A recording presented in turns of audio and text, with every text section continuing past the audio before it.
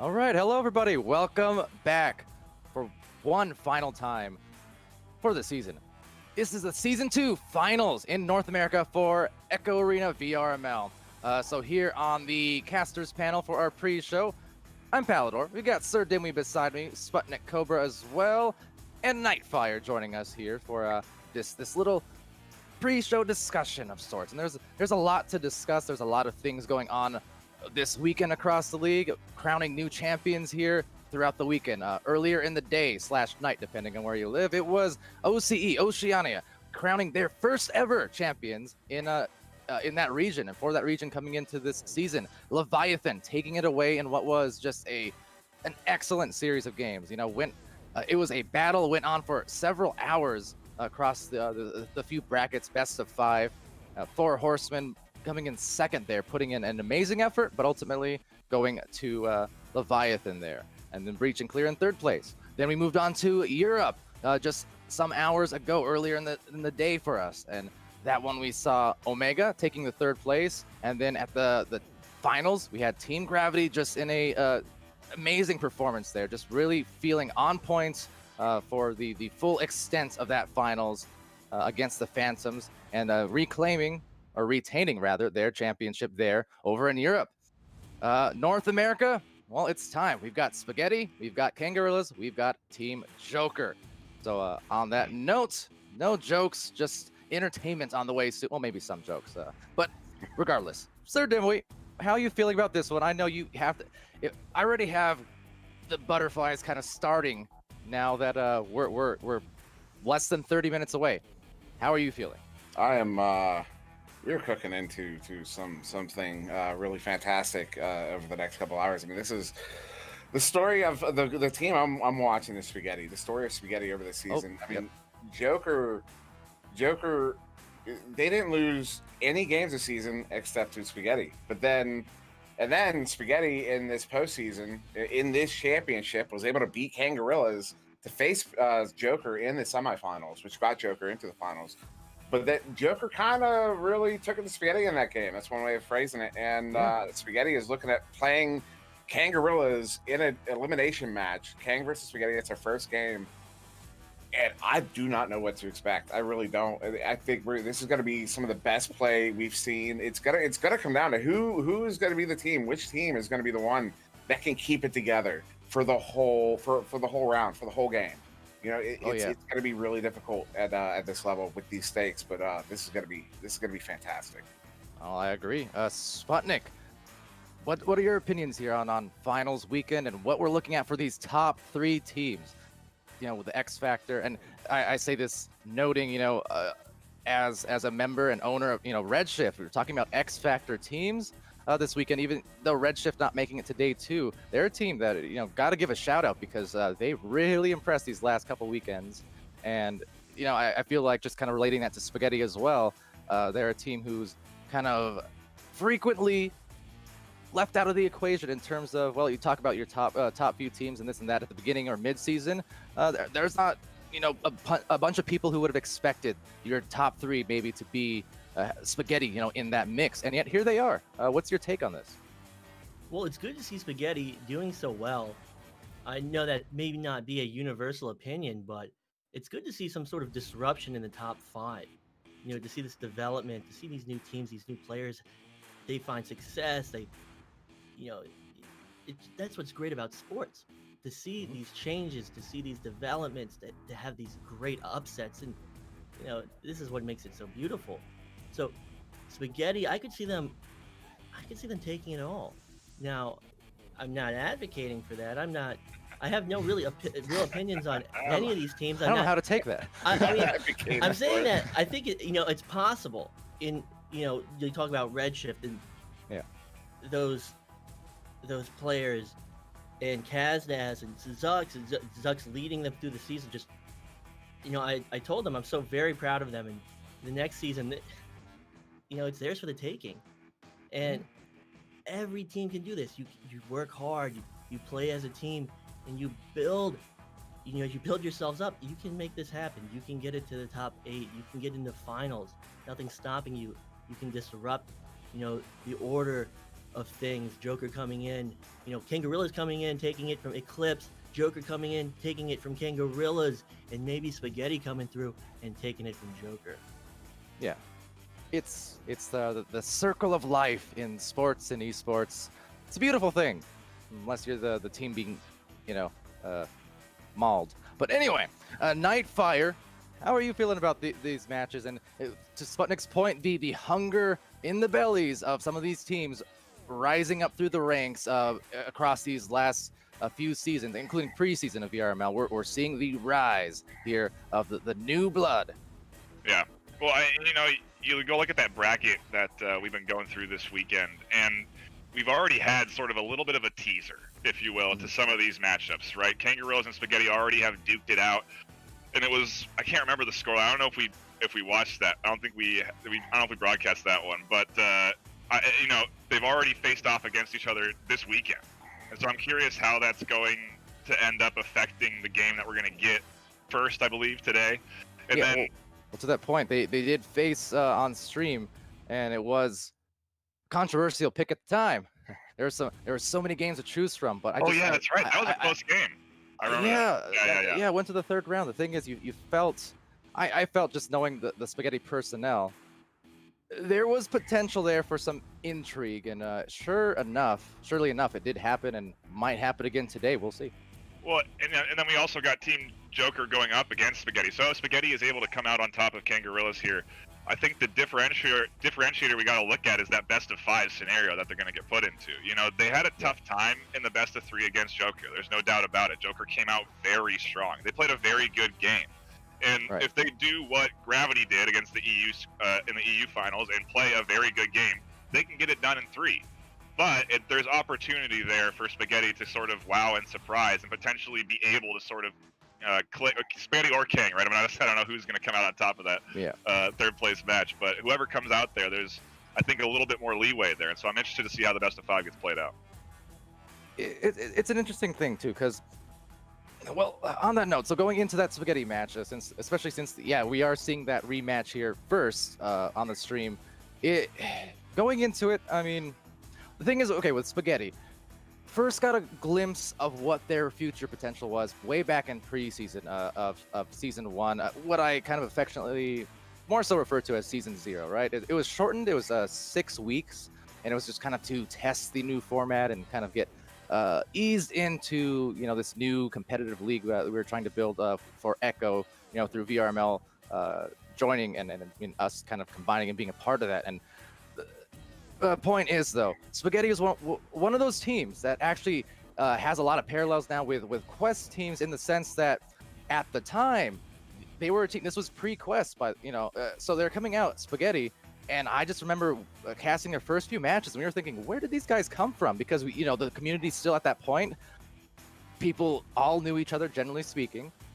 Since the Quest growth, it's gotten away from that a bit, in the sense that it's just so much explosion in population. It's hard to keep up, and it's a good problem to have in that sense, because it's more active than ever in the league. But Spaghetti, they just seem to come from nowhere. They were pulling out things as a brand new team of players that I was not familiar with in prior seasons of competitive play, and prior, even just in pubs and things like that. I had not known that personnel, and yet they came in. They were executing plays that I felt like they have no right to be executing that. How come they're so meta already, and able to do the passing plays, able to space out correctly, able to defend as well as they were?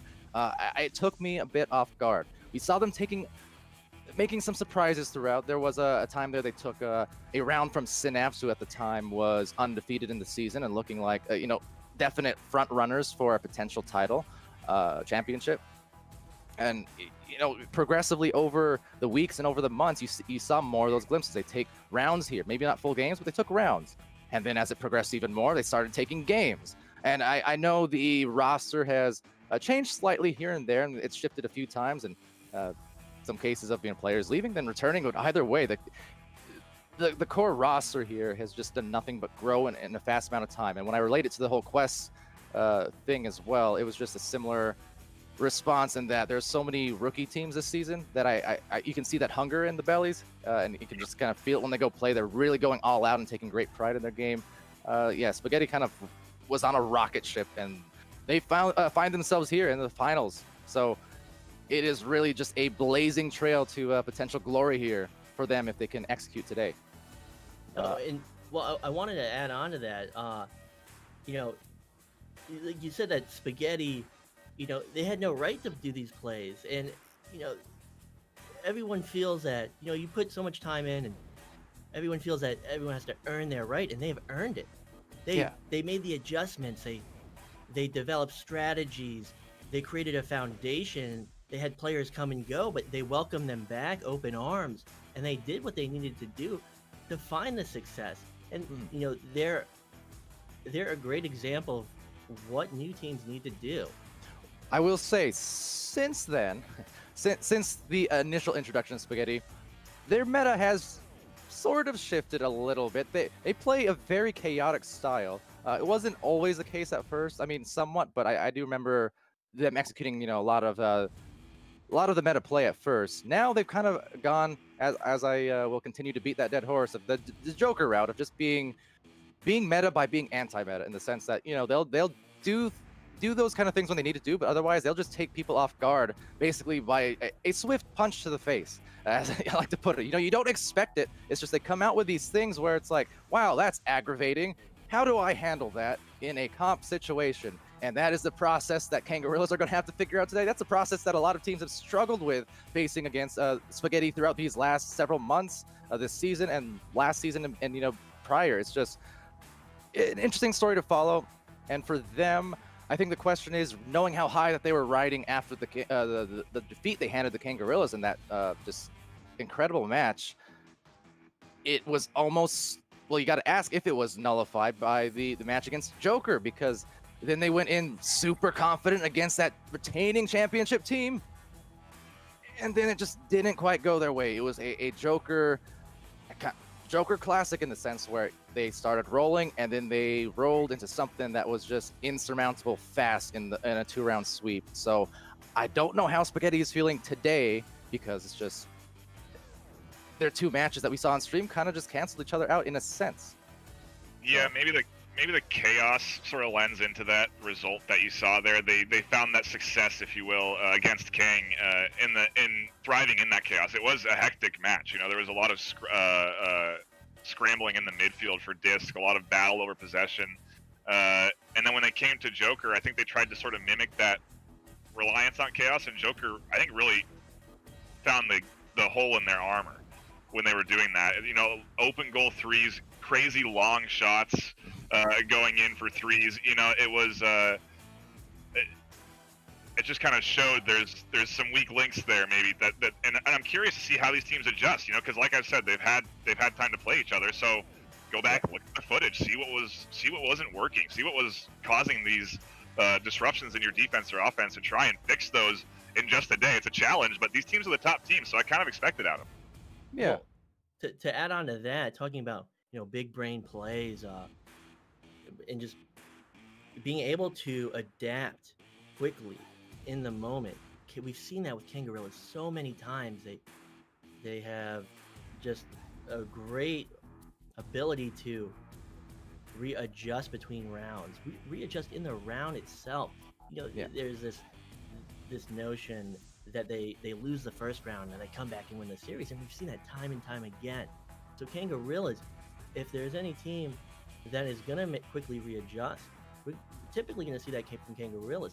But it would be amazing to see that from Spaghetti, from Joker. But Joker is in such a powerful position. They're such a powerhouse of a team, Right. that like you said, once they become this snowball rolling down the hill that ends up becoming an avalanche, just they're an unstoppable force. So it's gonna be interesting to see if Spaghetti makes the adjustments, if they cleared their minds of the defeat from yesterday, and they just pushed that away, and they said, hey, we're going to come to this today, we're going to give it our best, and we're going to take this championship. So I want to see what they got. Well, I also think on that point, just to expand on what you're saying about Kangarillas, I really think this the best of 5, this format is going to benefit Kangarillas over both of the other teams, just because Kang plays chess. they very specifically, and Gilligan will back me up on this. Gilligan's been told this, that they will do things specifically to get you to do something, and then they change what they're doing because you're now doing the thing they wanted you to do, and they know how to counter that. And they're constantly playing chess with you. And so when they have, you know, potentially five rounds to make whatever adjustments they need to make, Kangarillas, they're adept at that. This is what they do, and I think they're going to really benefit from that today. I often call Kangarillas, or at least in my own mind, the most consistent team there is and there has been in Echo Arena, for a good reason, because they have been at the high level for so long, established way back in 2017, August, September, you know, way back in the day, and you know, ever since then, and their players did again split off after the first season of ESL back in 2017. Came back later, but point is the players there have all gone on and continued to be reaching, you know, high levels of success no matter where they went. And then when they came back together, Seal and Loveridge from that original roster, and then added Strembitsky into the mix, who had been playing otherwise on Metamercs and in the time prior to that, just. Yeah, and then you obviously add in Mad once the game goes 4v4. The thing is, they have always been at this level where it doesn't seem like they are tiltable. At least, yeah. Okay, every team is tiltable to some degrees at some point in time, someday, even if it hasn't happened yet. There will be times, but the point is, among many teams, you don't see these dramatic things with Kangaroo. Like, I don't expect, and boy, I hope I'm not casters cursing anything this time, but just historically based, you can list all these top teams in the league in the Master Division. Kangaroos would probably be one of the last ones that I would say this team is liable to get blown out by another Master team. They might lose games here and there. Any team does, but the point is, among other Master teams, you know, on an off day, a lot of them could still potentially be taken out by double-digit rounds. You know, you see it happen. Kangarillas, I'm not used to seeing that, because even if they're losing, they don't just crumble and they don't just lose their cool entirely, where they just stop executing everything. They can't score anymore. They can't, you know, they still put something up, and they don't find themselves at the bad ends of blowouts. I think for Spaghetti, kind of similar to, we mentioned the Avalanche from Joker, Spaghetti is a team that they are as, you know, tilty potentially as they are tiltable, and again, I don't say that in a like with a negative connotation. It's just the reality of that chaotic nature, right? Because of that style of gameplay, if you get the ball rolling, it's very hard to stop it. But if the momentum is stopped rather early, you know, you have a really successful second round, like if you're or just second half of match. I mean, basically, if you can hold steady and just stave off that avalanche you talked about, Sputnik, at first, you know, that's a play style that can go against teams who adopt that play style mainly, and it's not exclusive to Spaghetti. We've seen it from you know, so many teams just trying to put together that style. There's something to be said about calm and controlled in between the chaos, and that is what you know, Kangarillas, as much as any team, are able to do for sure.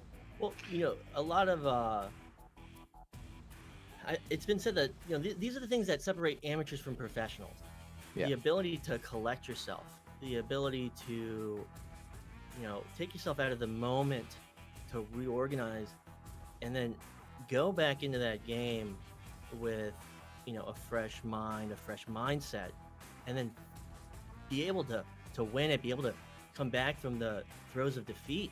And we've seen that with Kangarillas, this ability to just do it so many times, whether it's, you know, they've been accused of icing, the timeouts, but these exist in sports for this reason. And you know, seeing them do that, as, you know, inspired other teams or showed other teams elements that they can bring into their own play. And Kangarillas, you know, Loveridge is, we've this kind of, you know, I don't want to say like mystical guru figure, but he's a mystical guru, Sputnik. You can just say it. I mean, you can say it. Fair description of him. Yeah, he's brilliant. He's absolutely brilliant, Yeah. and he's the man that says few words. So when he does speak, you listen to him, and just one of the most brilliant minds in the game. And Right. you know, just to see what he brings out and brings to the table is just always so absolutely entertaining. Yeah, no, agree 100%. And we're going to see some of that entertainment at play and some of the adjustments from the brilliance of that team and that guru mind you mentioned in about 10 minutes or so. So we are approaching very, very quickly that juncture and excited to see what unfolds in that near future. But yeah, on the note, though, you mentioned, freezing out or icing out, things like that. To take from you, not that I'm advocating things, but separately from that, the mid-round timeouts, actually, I'm curious. So teams are allowed, you don't see it often, but especially in best of fives, long form series, where momentum is a heavy thing. Players, if any team does desire, by the rules, a up to 5 minute timeout between rounds, that's allowed. I mean, will we see it today? I'm not sure, but just sometimes you do need kind of that reset. And I'm saying this at the detriment of us casters, because that means we'll have to talk for 5 minutes through it. But the point is, if you're a team, you're a player who's feeling unsteady for one reason, it's on the table. I'm curious if we'll see any of that as well, potentially. But one final note now, just moving on before we wind this down and go to our first match here. Team Joker, there would be so much to talk about for them. I know we focus on Spaghetti and King because we have that match first, but Team Joker is going to be sitting there waiting for whoever that winner is the problem that Spaghetti and Kangos have, because Team Joker retaining, or the defending, trying to retain that Season 1 championship of North America back in May when they won that. And coming in this season, almost flawless on the record sheet. Now, they did lose that match to Spaghetti a couple weeks ago in the regular season, of note, for sure. But the main thing is they've been riding high, and they're a championship team who came off of the summit of success and then somehow continued to get better in the following season. They didn't let off the pedal. They added game to the roster. They still kept developing that meta, still practicing, or if they haven't, they've still been getting better somehow. The point is, they're a tough team. Just real quick, guys. Dimwi, haven't heard from you in a minute. What's your take on Joker? I know, again, in fact, you casted that Spaghetti Joker match a few weeks ago, but what is your take? What is awaiting Kangos or Spaghetti when they go up to the upper bracket? It's not going to be the team you saw against Spaghetti a few weeks ago. That's not going to be what's waiting for them. I'll tell you that right now. Especially with their full roster, especially with Game, who it was at 42 points in a 2-round series just in that final week. I know he was fed a little bit, especially once they got further into the game and they realized they were pushing up on that. But it doesn't matter. I mean, there's a reason he got that record. And there's a reason a player on Joker got that record. I mean, there's not a gap on their roster. Every single one of them plays every position. They're going to be on their game today because Joker at this point has proven they can perform under pressure. And just I don't think they're going to feel the pressure. On that record, for those not in the loop, talking about Game's record, I imagine, right? Aside of the undefeated record that they have, game for, right? Exactly, ridiculous. 46 points. 46. 2 rounds. 2 rounds versus Project Mayhem, I believe it was. Yeah. That was prior record was Ender in the preseason, so way back to November at 42, and yeah. I think someone said, because this is a testament to B-Love. B-Love's such a great guy. He's just an awesome dude. Mm-hmm. And I think someone heard B-Love could not have been happier to have been the team that got that record scored against them. Sounds like B-Love for sure. He's a fan of the game. He's just amazed by it from what I heard. he has a very brilliant and also mellow, though, at the same time, demeanor and sports mind. Yeah. But it was impressive. So again, and that is to say, the scary thing is you could probably say that about every player in Joker. On their best days, any of them would be capable, scarily, of scoring 40 points, probably. So yeah, people have their work cut out for them either way, but in order to get there, we're going to have to redirect to our first match here, the lower bracket finals. So with that said, we are about to get underway with that. Just one more quick shout out now to everyone joining us in Oculus venues, on Twitch, on Facebook, and YouTube, wherever you're watching. Thanks for tuning in. Of course, our sponsors in Pro2 VR, VR Cover, Rebuff Reality, Fixed Gaming, and VRware.net for providing all these great opportunities for our communities here in VRML. With that said and done, I've been Palidore, that's SirDimwi, and Sputnik Cobra NightFiree. We are about to fire off on your first match of these championship games to end the season in North America, so do stay tuned.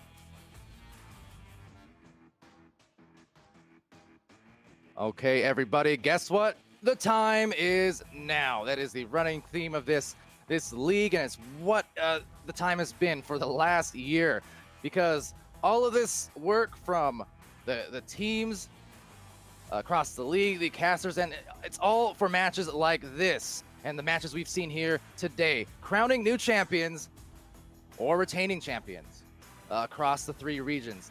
I'm excited. I'm over the moon, in fact. Right now, we have ourselves, though, a rematch from yesterday in what was an upset between Spaghetti and Kangarillas. Well, let's see how part 2 fares for the way of Kangos. Now, both teams eventually falling to this lower bracket, and now they are fighting for their lives and fighting for their chance to go up to the upper brackets and face Joker for that championship. So, on the cast, I'm Palidore. We've got SirDimwi beside me, and so much for subtlety on the cams. Ladies and gentlemen, joining us in Oculus venues, Twitch, Facebook, and YouTube. Get ready for a crazy show here. SirDimwi, how you feeling now? Man, this is gonna be fun. I mean, that's the word for watching this one. Fun. I mean, this is gonna be fun. You're gonna have this is a rematch of just yesterday I mean, Spaghetti pulling that upset on Kangarillas. I'm not sure how many people expected that to happen. I'm not sure if anybody on Kangarillas really expected that to happen. Shout out to Shrem there. But this is gonna be good. And you know what? Speaking of Shrem, he's got a chip on his shoulder after that game yesterday. I can tell you that right now. He has a serious chip on his shoulder. Shrem, I'll call it. I'm gonna call it now. Shrem is gonna come out and have a monster of a game here against Spaghetti. He has something to prove. No, Spaghetti has something to prove, generally speaking. I mean, they want to prove that they're supposed to be here. Now, I think they've already proven that. I mean, they're already going to get 3rd place in this championship. And that's at least, sorry, excuse me. Yeah, at least 3rd place. Excuse me. That was not a prediction. I'm just saying, like, between you and Sputnik these last 30 minutes, I don't know about this. Everyone, all the guys on Spaghetti know I'm a big fan of their team, and they feel, I know, they feel like they have something to prove. Kang has nothing to prove. I mean, everybody expects, Kang is the expected winner in this. You know, the chat's probably feeling the same way, but Spaghetti, they proved yesterday they can do it against Kang. Now they're gonna have to do it in a best of 5, which is gonna be, which I said at the start is gonna favor Kang. But yeah, this is gonna be a wild game. It will be, and you know, as I mentioned, Kangaroo is one of the most consistent teams in the league for a very, very long time. These players at the high level as they juke us out here on the match start. Hey, subtlety, did stream hear anything, or are we just laughing into nothingness right now? Okay, well, I'll just give you a little insight stream. They restarted, and Strembitsky, in kind of the classic Strem fashion, just yelled out, "All right, good season, boys. See you next year," or something of that sort. That was pretty classic. But you got to figure, you know what? Of course, a Spaghetti game is going to begin with a juke on the casters. It is what it is. Ladies and gentlemen, here it is. Fighting for their lives, fighting for a eventual chance at this championship later on today. Kangarilla is going to take this first joust, sealable bag right on the approach, and to the left side, grabbed by Loveridge, backing it out. Quick starts, and Mad securing it, now sending it. This is a very fast positioning, but they're finding the right places, and they're finding the right catches. Can they convert on one here? That is a gorgeous first move. And Strembitsky, you called it, Dimwi, to start. Wow, nice execution. Flawless. Yeah, Strem, I mean, he's coming out. That shot there, that was such a gorgeous shot. He extends the arm, and what was that? Was it 10 meters a second that went in it? I know it dinged on the way in, technically, so maybe cut that speed down, but it was a slow shot one way or the other. That was a beautiful goal there to start here. Really, really was. For Oculus Satyr now on Spaghetti, talk about chips on the shoulder. Well, he's a player who started making his name more known in the competitive sense in Season 1. Always impressing on the stat sheet and the performances on Skull Crusaders, and then came in here to Spaghetti this season, securing that 3rd place seed at minimum on the regular season. And like you said, at minimum here, 3rd place in these finals. And maybe even higher. So we'll see as Strembitsky gets it again. Dimwi, it's coming true. There he is again. Yeah, he's fired off already. I mean, he really wants to take it to Spaghetti after some of the conversations I and plenty of other people had with him yesterday. Everyone knows he really wants to come in here and prove something. And so far, that's 4 points on the board for Kangaroos. We're only a minute and a half in. Spaghetti still has a lot of room to work with here. But yeah, it's a good start to Kang. It is. So for Spaghetti here, trying to find something on the board. As I mentioned it yesterday. I'm not sure how true it is anymore because I mentioned how Kang thrives on patience, Spaghetti thrives on chaos, and yet it was almost a reversal across the 3 rounds yesterday and how that actually played out. So, yeah, kind of a lot up in the air here as Sealable back takes it and passes it over to the side. Strem, oh no, again, Dimwi, that's 3 in a row. Yeah, no, he's doing Strem things. I mean, Strem's being Strem right now. Yeah, I would love to hear their comms right now because I'd love to hear Can comms because he's screaming every time he scores one of these. Quick question: Do you think Strem, not maybe it's not a conscious thing, but you think gonna go? We mentioned the game record, 46 points. I mean, are they just gonna feed him this entire time? I don't think they would have had that thought going into it, but if this pushes far enough, all it takes is that one thought, and suddenly they're feeding him. So we'll see. Yeah, well, I suppose if he's rolling enough throughout the round, that could be a factor. As Al does roll it up here on this floor for Spaghetti, trying to get their first score. Ooh, and they collapse the defense there. Good recovery. Oh. I don't know what happened there. They do get it back. Meatballer setting that one in for Spaghetti's first goal here of round 1. Good for the 2 there. And I'm not sure what happened. They did fold up the Kang defense, but the Kang defense recovered real quick, and then they stopped it. But then Spaghetti recovered. That was something. That was interesting. So yeah, got the rebound and kind of slung it back on a wind-up shot, and then just lost it. But it still got to the right place at the end of the day, and that's what counts. As Loveridge will roll out here now, not really contested too much by the defense, but they are lurking in the midline by that tunnel. So they're just going to play that patient game on their side of the floor for Kangarillas. So Mad's going to hold this one. 6.5 minutes still to go here in round 1 of this best of 5. Sealable going to walk this one through that near side too, walking in that space. Oculazator pressuring, so he's going to send that one back to Mad. Mad under pressure by Meatballer. Mad's going to send that reset there to Loveridge, who has a little bit of room. Owl's trying to get to him, can't, so sends it up to Sealable. Sealable going to send that one back to Strem on the back line here. Strem slowing it down here. They're going to, Kangarillas still doing what they do, that patient passing here. They're just waiting for lanes to open up, waiting for holes to present themselves, and over with enough time, it'll happen. And that was a pass attempt there to Mad, but a good read there by Alba. Right there in the hands of Loveridge, has an opportunity, takes a shot, but no desirable getting that grab, sending that one out. Most undesirable result there on the shot attempt, but Oculasator taking it back is going to sling it out the wall. That's for a reason. It's with a purpose. You talk about the bounce shots, the angles that people have been famed for in the league, whether you're talking about Boop or otherwise. Oculasator too, he doesn't have an Oculasator shot per se, but he has indeed found some incredible bounces across the seasons as well. Loveridge, not the same results as earlier. That's just going to be straight on in as he's fading to the side. It does that. They got in front of that. That's something Kang I've noticed over this last season. Kang is so good at it. It's something I stress to a lot of teams when working with them is when you get in front of that defense, you have a man advantage. You have the man advantage. You got to press up on that and keep pushing. Kang did it there, but they did it to such effectiveness. They ended up with a 2-on-1 with all 3 of the other players for Spaghetti caught back around mid, and they got that free 2-on-1 there. I mean, that was just too easy for them to bring that in, and Kang's now up by 7. All right, so with about halfway through this round now expired, it's Oculasator by that cloud. You have the 3 different players for Spaghetti kind of positioned in a triangle form by that shoulder, by the backboard, now kind of collapsing in on each other and collapsing in on the goal. There's a second score coming in. Yeah, this is a great setup by Spaghetti, and Meatballer sending in an anchor shot there. It's 4-2. It goes off of Mad in one form or another. But that was a shot by Meatballer, so Meatballer getting a 2 there on the board here in round 1. They're going to cut that lead down to 5, but still over 4 minutes to go. And Kangarillas have really been just showing their controllers. They come out here inverted, one of their inverted plays. I don't know if they actually have multiple inverted plays, but I know they have at least one. We're seeing it here. So Loveridge sending that one up to Strem. There's Strem going to walk this one in, send this one across there to Sealable. Sealable coming in, might get this one-on-one. Is going to get the one-on-one. No, good to Strem.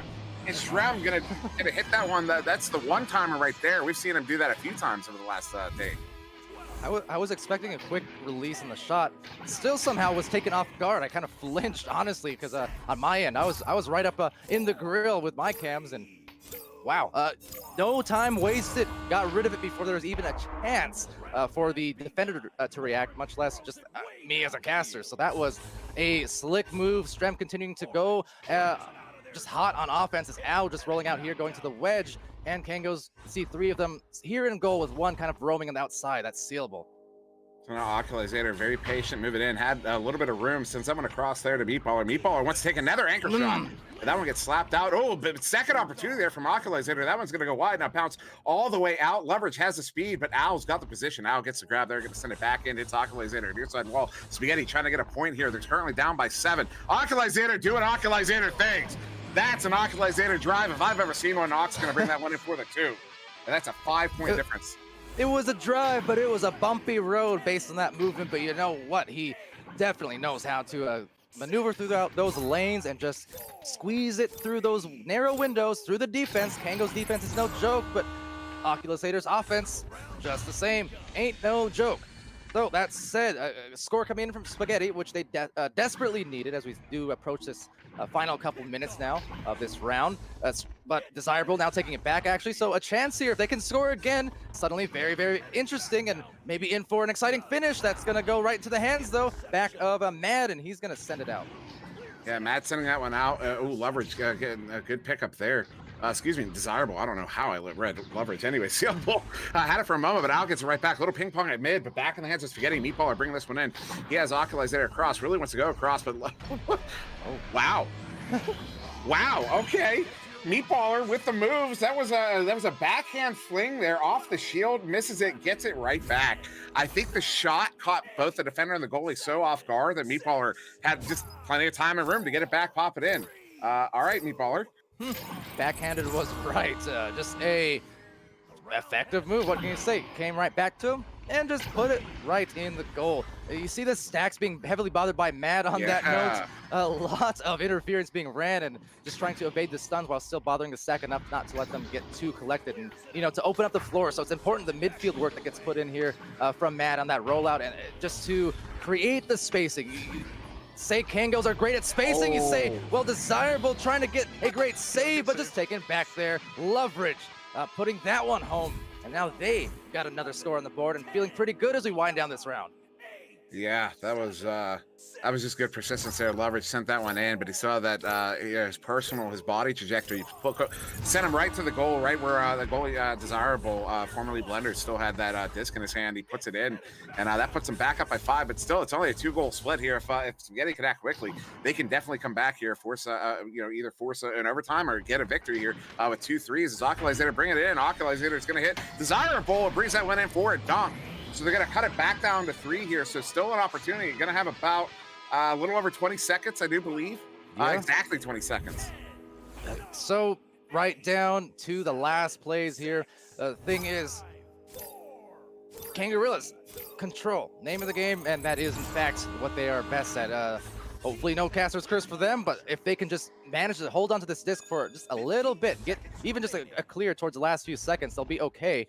Trying to maneuver around. It's dangerous territory because they are on this end of the floor, so if it sticks there too long and they don't execute as maybe a shot going through, no, that's just going to be taken back by Oculazator, and this round, first round in this best of 5, will come to a close. Courtesy of a Kangarillas win, but not by much, 13-10. Yeah, I mean, that's a 1-goal victory there for Kangarillas here in round 1. I mean, a lot closer than they want. Although they're not gonna, if you ask them right now, they'll say a win's a win. Doesn't matter what the score was. But yeah, I mean, what I find really notable, Spaghetti really started to find their form later. Like I'd say in the second half of that game, they weren't playing bad at all to start, but they really found their footing and really started making it particularly difficult. Spaghetti has such an aggressive defense. They come really far out. They love playing man. I don't see them do a whole lot of defensive chains. It's that aggression that makes it so hard. It's part of what's been it's been a big part of their success over the season.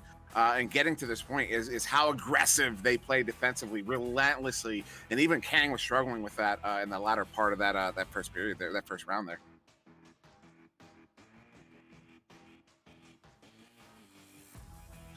But yeah, this is already a fantastic series between these two teams. Current game high points going to Strem. Strem there with 8 points, followed up Leverage picking up 5, Meatball 4, 2 apiece, Desirable and Oculazator there. And yeah, we're gonna get started here for round 2. And by mistake, I had accidentally muted myself for just a moment. But that said, I was a kind of interesting note I observed in the spawn areas there of Kangarillas. Strembitsky and Leverage. Well, okay, remember the whole guru thing with Sputnik talking about Leverage and his his ways of analyzing the game. I was just watching, didn't hear any comms, but body language. Loveridge was definitely kind of giving a mid-round lesson there as Oculus Seder trying to teach a lesson. What a grab! Hold on! It's Strembitsky. Was he even looking is the question. That was insane. Down the floor it goes, and maybe resulting in a goal for Kango's. Loveridge trying to make it happen, and there it is. Everything I was saying, disregard it, because all that matters is that play. That was a crazy grab. Yeah, that was I mean, that is demoralizing. Occulizator, I thought that was a sure goal. I mean, the way he moves, that was Occulizator. It was all I mean, that's what he does. And Strembitsky, of all players, was able to shut him down there. And I say of all players, it's just going back to my reference at the start there. Strem has something to say in this game, and he's saying it loud and clear. I'll have to give it a relook, but it seemed like he came out of nowhere, but it didn't seem like he was looking. He knew that shot was coming. He knew that the defense was collapsing, but just the reflexes and the wherewithal to make that happen some way, somehow. Meatballer now for Spaghetti in a position where they just have to, give that response and not worry about it. But Strembitsky, statement made. And at the moment, another save going out of the way here, where it will be recovered by Spaghetti here. Unbelievable. They'll start defensively. Yeah, I mean, that was really something. That save there, Strem was being assaulted by one of those offensive players, put his shield up, and then just put both hands up right in front of the goal. He was playing the odds there. I mean, that's what he was doing. That was a beautiful stop. I mean, that's how you play goal. He wasn't even the goalie at the time. He's just in that position. You can see him. He's still in that position right now, looking to cover those cross passes. That's an interesting defensive setup, but it's working for him. Zach gets another stop. Take a note of how they are setting. Kang is setting up in their defensive bubble. It's really, really different. He just saved a 360 flinger. Only the likes of Mad and maybe Strembitsky in this round could do something like that. This is getting reminiscent of Season 1 in the finals weekend, where anyone who's seen that highlight video of those games, Mad popped off, as he often does defensively with some insane grabs. Right now, Kangos are just saving the day with these great recoveries and pickoffs at goal attempts over and over. Oh, there's Strem with another one. That is ridiculously steep angle. I'm gonna watch this one back on the stream. I have the low latency turned off, so I have a few seconds. And yeah, that's just he was at such a high angle. It's so hard to make a read on a shot like that. He can go off the backboard. He could hook at the front. He could hook at the back. He could try to go for the steep angle, which is what he did there. He went with the least likely option, and I think that's why he beat the goalie. And now taking it back here, though, off that launch, it will be Strem. So Strem eyeing down the defense and just seeing what he has to work with here. Loveridge now taking the pick, and you see Strem cutting. They have two players stacked up at mid there for Kangos, and now just back passing it cleverly and immediately as he needed to as Loveridge works it in. There's the cuts coming out. The defense is a bit off balance, so they're going to need to get back. Otherwise, you're going to be attacked with another slam, and this time coming courtesy of Loveridge, assisted by Strembitsky. Yeah, I'll point it out again, because you were saying it. Defense was hot out there. That's what Kang does. They do it constantly. The moment they have one of your players behind the play, they're pushing in and they're keeping you stuck. If they do it constantly, they did it again there. That was effectively a 3-on-2. Oh, Kang is so good at that.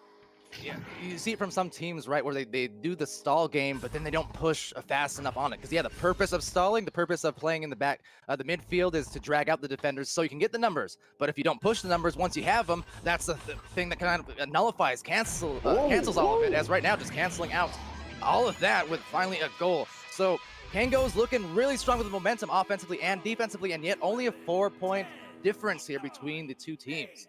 Yeah, I'm saying that had to have been an 18 from out of Desirable there. He beat that chain. That chain was waiting for that pass. They wanted that pass. They hit Desirable immediately, and he was just quick enough to. I mean, we're talking a hundredth of a second there to work with that he had, but very quickly, Strem, Sealable moving in here. They had a 2-on-2, but not for long. But they're going to go in anyways, and Desirable going to get a good stop there. Send that one out, but right there. Oh, actually missing the hands. The Lover is going to be picked up by Desirable. Trying to get that clear, going to get stuck there. Oh, they have an open goal here. Stealable back. Oh, the dig. Oh, very uncharacteristic there. And that one's going to end up in the near side trap. Yeah, not able to punish that. Kangos are usually one of the best teams at doing just that against teams. Like we said, when they have the advantage, they know how to push it just immediately. And as they need to do, well, they're going to do it there. Took an extra attempt. Doesn't matter. Same result that they wanted.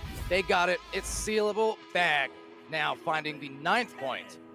You know, after some conversations I've had with both Shrem and Sealable over the last couple of weeks, I'm thinking Sealable ding that first one and started thinking, oh man, Dimwi's going to be talking about that when he got it back. He was like, I'm going to shut his mouth right now, and he did it. He got that recovery there, and Kango's going to be up by 7 here just over halfway through round 2. So Oculusator just evading Strembitsky's attempt at a steal there. They're going to cancel each other out. So there you go. The number situation. Let's see if Spaghetti can press on this. They're trying to, and they absolutely will. Courtesy Meatballer that time. A great job to break down Kango's by the stuns in the midfield to open up those lanes on the 2-on-1 drive, essentially. You know, the goals so far being scored by Spaghetti are those that they're running with that pace. They get, they have that joust advantage. They come out, they go for a long stretch pass there. They get 2 guys in deep, and they beat they're effectively beating the Kango's defense to the Kango's bubble. It's what's been working for them. So we're seeing 2 different strategies being deployed here. Kango's doing the thing where they're right, like we're seeing right now. They pull that defender out, they start pushing up, they try to get those passes in through the defense. Whereas Spaghetti is really depending more on these long clears, beating Kango's to the zone. And or if they have that joust advantage. So ow, good pickup there. Oh, what's a dusty there on leverage coming in 1 on 3. Oh, ow, you're gonna. Oh God, he's got the power. Ow, the man of the hour, or at least that particular minute. That play, they are in it. It's 3-point differential. We got 3 minutes left. This is still a best of 5, but Spaghetti's trying to stay alive here, rolling out mad. What a move to pull something like that off and have the confidence to even attempt to pull something like that off on all of those defenders. Immensely gutsy.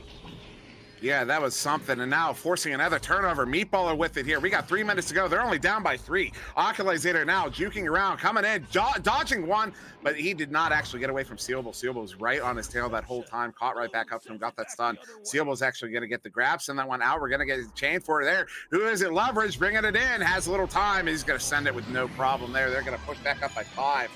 But what an opportunity. Spaghetti was so close there, and Oculusator tried to do his thing, but he was draped by too many blue bodies.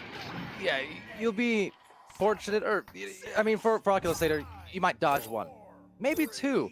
But there was such a big cluster in that same spot. It was going to be very hard to maneuver. Now, then again, it could be a case of body blocking, maybe opening up something, but it's a tough thing to go for. Lower percentage play in terms of conversion rate, and oh man, that is high percentage from Mad. Not ever a surprise to see. I'm more surprised if he wouldn't have saved that. Great pickoff. Unfortunately for Kango's, Spaghetti here has the disc again. I'm convinced Matt is 7 foot taller, as that one's going to be sent up. Meatballer taking that one in. That one's going to ding out. And now getting all the way out. Leverage trying to track it down as 2 players right around him. Stuns both of them out, but desirable blenders picking that one up. And then now it's Strembitsky with it. Strembitsky getting that one in as it was cleared into his bubble. But now all the way down the Spaghetti bubble. It's going to be another race for it here. You got who's that Sealable bag on the far side. Going to send that one in. Steep angle, hits the corner.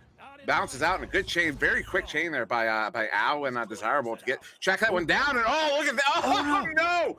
Oh, and then Strem picking it up, just going to chuck it out. Wow, what an opportunity.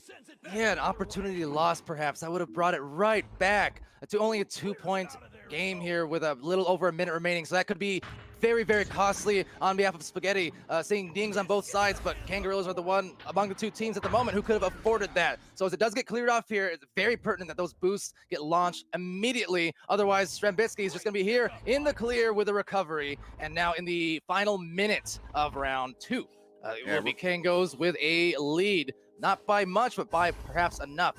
Spaghetti's going to need to score twice and fast.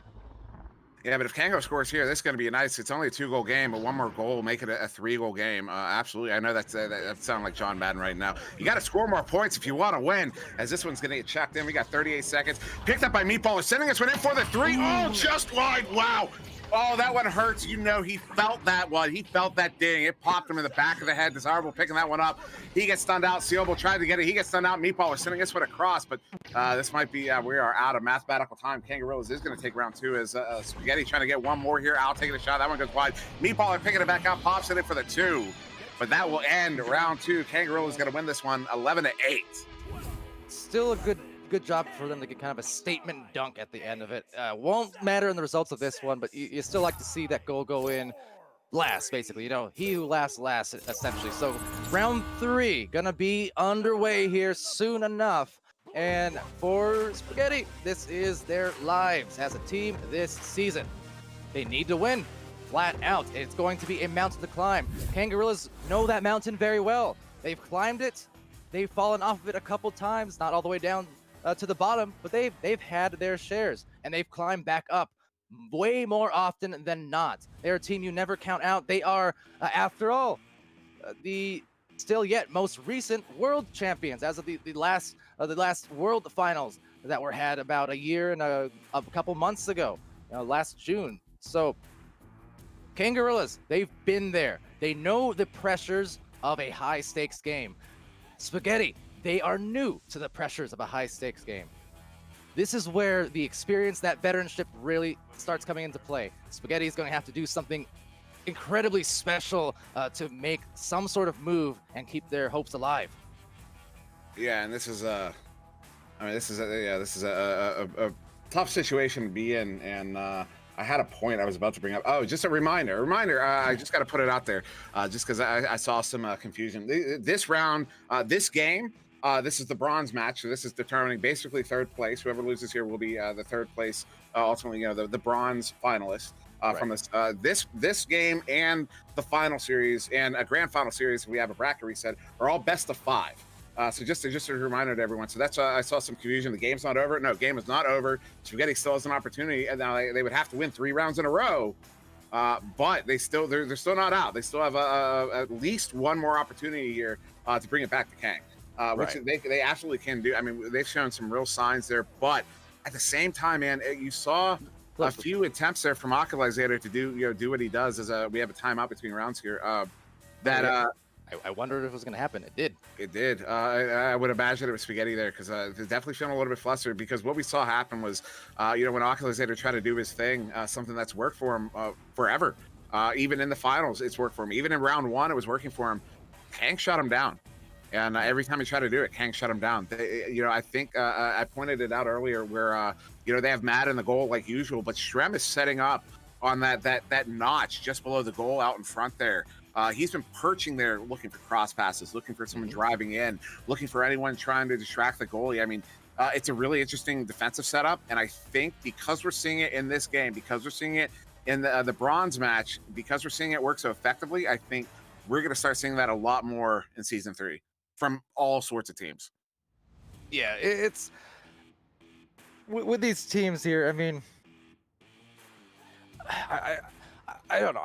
Spaghetti, the thing is, you say they shut them down, and they did, because it is very unusual to see Occulizator stuck at a low scoring margin in any game he's playing. Normally, he's going to be the lead scorer in a lot of matches across all 8 players, right? And you didn't see that. I think for going to Kangarillas and what they did and the adjustments they made, and you see Strem aggressive not only on offense but on defense as well. With that note, it's just they opened up that second round, especially. It was two saves in a row essentially from Strem. That insane one, kind of picking off what seemed like a guaranteed goal, then went to the other end on a clear, came right back, and then he saved it again. And then after that, it was Mad with a save. So really, when you have defensive players able to stifle your goal attempts as an offensive player, it makes you think extra. When you start driving it in, you start really kind of focusing. Okay, maybe I have to throw in more jukes. I have to place it in the corners here. That's the right thing to do, but sometimes it's also easy to overthink it, and you start thinking too much. You start hesitating, or you start going for things that's a little bit too tricky or uncharacteristic. And when you go too extra and you get away from, again, your comfort zone, whatever that is, whether it's stability, whether it's chaos, that is when it's a true test of your mettle and, again, that experience. Like I said, Kangos yesterday in a few points found themselves out of their comfort zones. And Spaghetti kind of same way here today. And still yet, despite that, it was only a 1-goal differential in both rounds. That's the impressive thing from Spaghetti. Yeah, they are they're a great team. I mean, they really are. There's a reason they're here. There's a reason they're playing Kangos. They're playing Kangos because they've already beaten Kangos once. I mean, True. They already beat him in a best of 3. Now, I mean, Kango's looking very much in control here. I'm hearing some comms now, and they're all Shrem sounding just as confident as ever. Maybe a little annoyed just because, like I said, he has something to prove in this game. He really wants to win this game. But I mean, even the guys on Spaghetti that are talking, I mean, they all sound calm and collected. They don't sound upset. They don't sound tilted.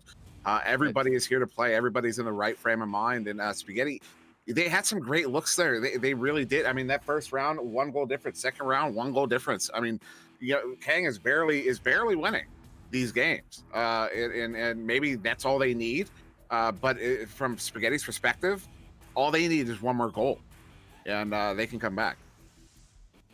Yeah, and that's all they need. Using this break as well could be again, assuming Spaghetti was the one who took it, either or. Using that up to 5 minutes just to breathe and relax, and especially in the finals context, it's understandable. It's long day. No matter who wins out here, they're still going to have to go to a best of 5, and they're going to have to do it twice against Joker if they want to win. To that point, back to just kind of clarify, on the format, this has been a 2-day tournament here in the postseason, taking the top 8 teams, and it is double elimination. So this is the lower brackets portion, meaning that these 2 teams, Spaghetti and Kangarillas, they already lost once yesterday. If you lose twice, you're out. So with that said, Team Joker, the reigning defending champions from Season 1 of VRML just a few months ago, they went undefeated yesterday.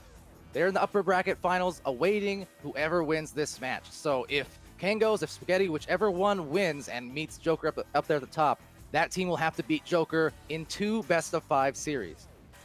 Joker only has to win 1 best of 5 series. The winner's advantage, basically, from yesterday, since they've not been defeated yet.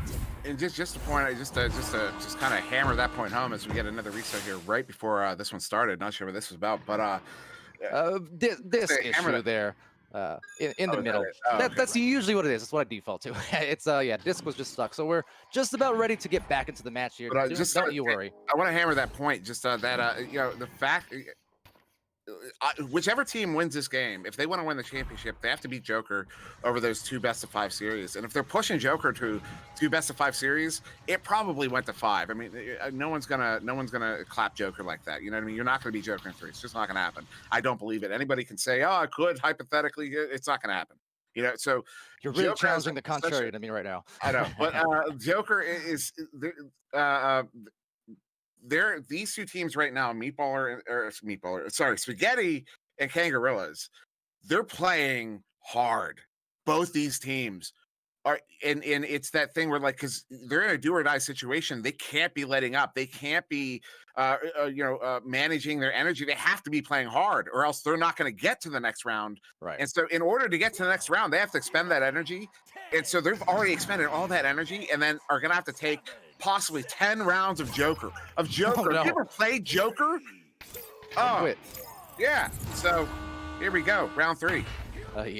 Round 3 underway here. So ladies and gentlemen, buckle up. If you're Spaghetti, well, hunker down. It's time to go and time to put on a show or go home. Figuratively speaking, this is for, again, their playoff, their championship lives.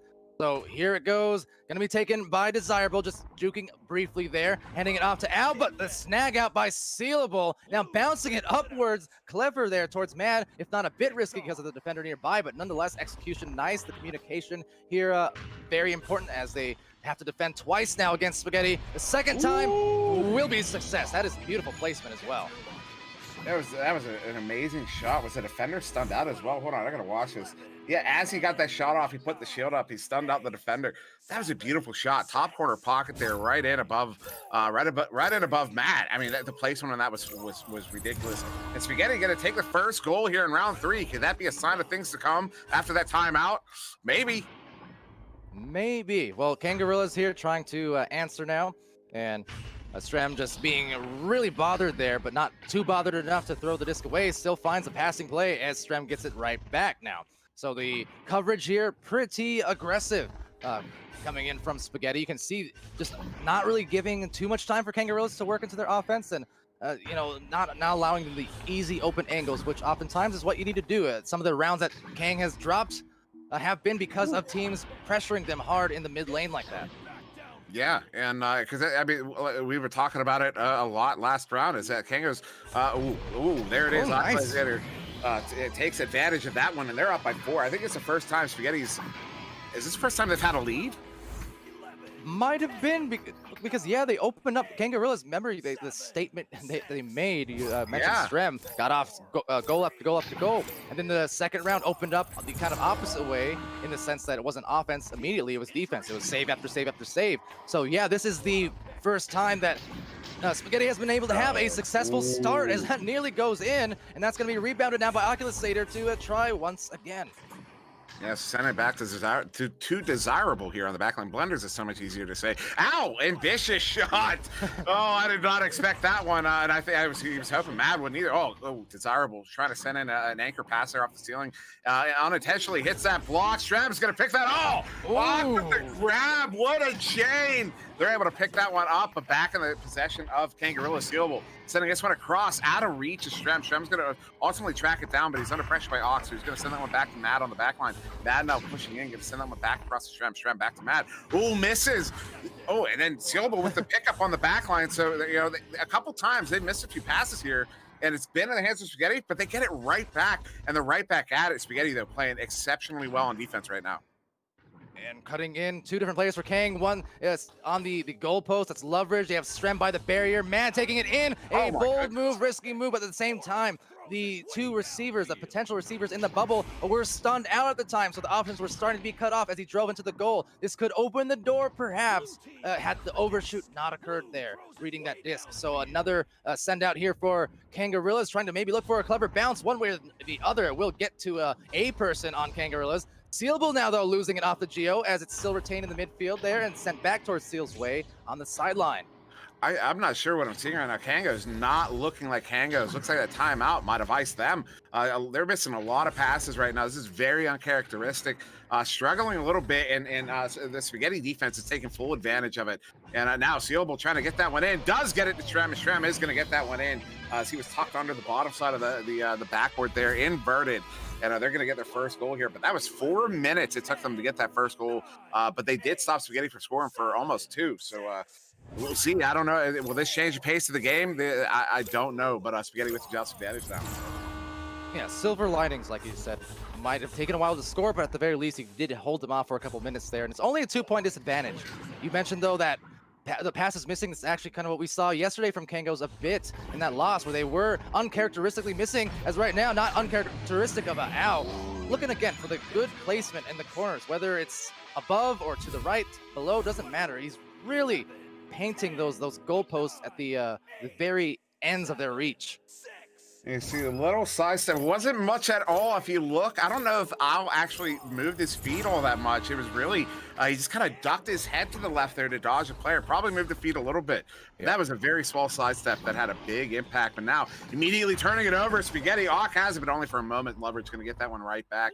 Good recovery there by Kang. Going to send it up to Strem. Strem, though, going to get stunned up by that chain. Spaghetti getting it right back. Ock lays it up to Meatballer. Meatballer now moving in. They're up by 4. They're back in possession. They have a 2-on-1. Oh, what a stop there by man! And then a good clear by Loveridge, but right back in the hands of Oculator, bringing it back in, looking to send it. Oh, the ding off the top side of the post. This one's back out of the bubble there, although the Kang chain overshooting. They do get it back, just going to fling that one back to the backline there, but it's desirable with it now.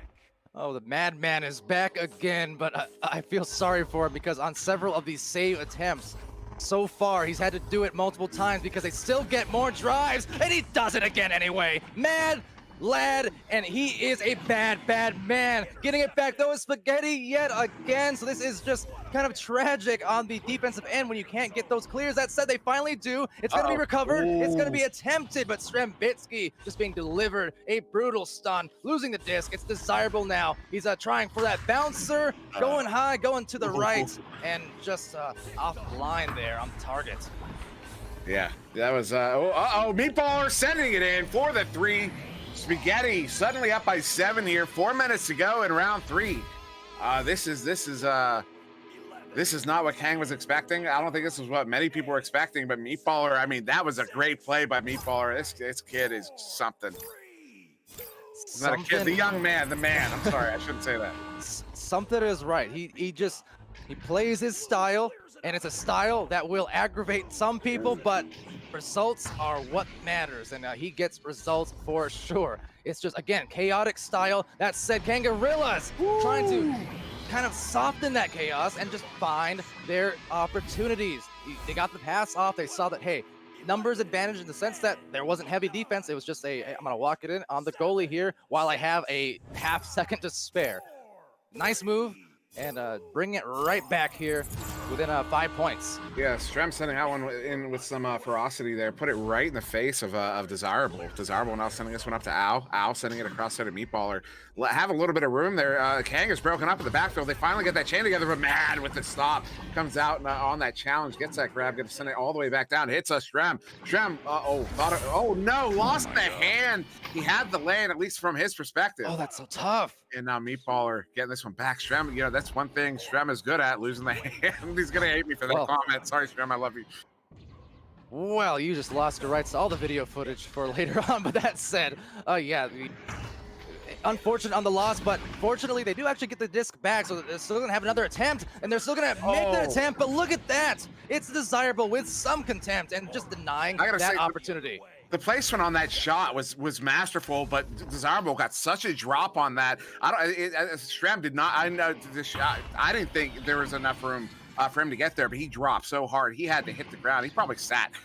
He probably just fell to the floor there to get that stop, because that was a ridiculous stop there by Desirable. It really was, and at the moment, though, kind of what Spaghetti was doing earlier, right? With you see these saves, these defensive plays, but Kangarillas, at least were, up until that point, getting the disc back. So now it's just a matter of the boost, seeing some leeches coming through. It's kind of a one-on-one on this side of the floor as SirDimwi retreats to the goal, and a Meatballer actually being outpaced now by the Kango stack, eventually rejoining here on the front line, and we'll be back to their offense now as SirDimwi just lines up that pass and will actually be caught. Was going to be a tough grab as Mad trying to not be close in upon by a couple different defenders, bouncing it over, and somehow gets the grab, the shield, the delivery, and oh my goodness, SirDimwi is disgusting. Yeah, Strem picks that disc up, docks one, pulls the ender on the other, and then takes it in for the one-on-one against the goalie. Pops it in. They're back within 3. We have a minute to go here in round 3. Spaghetti's season is on the line. They have a minute to defend it here to push it to round 4, but Kang is feeling it. Strem is feeling it. Sealable, Leverage, man, they're feeling it. All they have to do is turn this one over and get a 3 as Occulizator mishandles that one, does pick it up. No, doesn't. Al gets it. Gonna scoop that one back. Blind clear to the back of the zone. Meatballer picks it up. Meatballer going to take his time there. Isn't going to go for the 1-on-2. Actually, he is. Oh, takes the shot. Ambitious play there from Meatballer, but Mad gets a save. Sends it out, but back of the hands there of Occulizator. I don't understand that man, but Mad that is. But that's a topic for another day. He is insane. Over here, though, with less than 30 seconds remaining, any score will be devastating as Occulizator just backing it out now. And even this in itself could just be the ice on this particular round. Spaghetti trying to close it out. Occulizator going right to the bottom and up to the top. The placement, again, coming in from Al, and they will secure this round. Spaghetti has staved off the end of their season. They're pushing this to round 4. Kangarillas, you know, this one started. Kang looked very much in control, but I said it right before we started back here. In that last intermission, Kangarillas were barely winning those games. They were 1-goal games, and Spaghetti, they only needed 1 goal. They didn't just get 1; they got 2 in this one. That's a 5-point difference. 11-6 in that round 3, and yeah, this is something. It sounds like they're going to be readying up fairly quickly here. I think they're anticipating the minute wait, but they're not going to get a minute wait. Oh no, they're going to. Okay, yeah, we are going to get a full minute here as they restart. So yeah, what a round. I mean, Spaghetti really coming out, and Strem. You know, the Strem goal almost felt like a Spaghetti goal, in all honesty, the way he came in, ducking one, shielding another, and then beating the goalie on the 1-on-1. He took on 3 defenders by himself on that. I mentioned the boldness of. We saw some Spaghetti players doing that earlier. Al or Meatball or one of the two, guaranteed. But doing moves like that in these kind of situations, it's bold. It's kind of a thing where if it works, you say, "Wow, that was gross," in the best of ways. That just the amount of gall again to do something like that and to have it succeed. If it doesn't work out, well, then you say, "Well, that was a little bit lower percentage." So it's like. Either way you go, it's very result dependent. But I mean, if you're feeling confident in that, if you don't abuse it, the thing is, if you do that just all the time, that's where you start falling into these lulls of autopilot, getting predictable, and that's when you are stopped more easily. You mentioned how Oculusator was stopped a lot earlier on for doing kind of some of those moves, right? It's because going to that same well too often, defenses will adjust. And really intelligent. You mentioned again leverage and seeing him coach between rounds just with a body language. They will adjust, so you can't go to the well too often, but if you do it just enough to keep defenses off guard and off balance, it can work. Yeah, it can. And we get another restart there. Maybe just needing a little. Oh, we do got a drop on Spaghetti, unfortunately, right as we were about to start there. Just to answer a question, I've seen it posed a few times, not just right now, but I've seen it elsewhere as well. The ATT stat, that is shot attempts. Now, how the game specifically calculates that, I'm not certain of, but like the exact specifics of the mechanics behind what counts as a shot technically according to the game. I don't know. But that's what that is. ATT is shot attempts. So that's how many, if you see like Strem, I believe had 16 under the ATT category. He has 16 shot attempts in the game. That's what the ATT stat is. Yeah, and with that said, full credit and many thanks to Ignite for helping power our overlays here and getting those stats from the game, getting all the team percentages there at the bottom, the totals, as well as the rest of the totals there with the possession time and the shot attempts, as you said, added into the mix. You can see as we do await, well, actually the re-arrival of Ow, it looks like. So they are back to a full 4. But again, yeah, that said, just big games so far for Strembitsky, Leverage, both piling it on effectively. But Spaghetti now, Meatballer with 11 points, definitely helping lead the charge offensively alongside Ow, who has 8 points, as well as 4 assists. Oculusator, only 4 points so far across these few rounds, which unusual to a degree, but at the same time still trying to at least pick it up elsewhere. You see the 3 assists helping feed the hot hands, and also throwing hands with the 44 stuns. So also important there. And then Desirable, 4 points, 4 saves. Who, by the way, Blenders, as I've been informed, recent name change, but yes. Yes. Yeah, Desirable Blenders. Desirable was formerly Blenders, who was formerly Gamer Boy, known by many different names. Excuse me, around the game. And I do believe we may get. I'm not sure if we'll get another full minute here. No, we're going to start immediately. But just one thing I was going to point out, I think part of the reason Oculusator's point count is notably low is I think King Gorillas, I don't think so much that they're marking him, but I do believe they're more conscious of where he is. Right. And they're not allowing him to get those drives. And Spaghetti is going to win that joust. Al sending that one down to Oculusator there on the floor. Speaking of the devil, Ox going to send that one in there to Meatballer. Meatballer looking to bring it in, wants to, is going to take it in. Ooh, boy. Oh, my goodness. And we'll get the, sorry about that, game sound right back in a second here.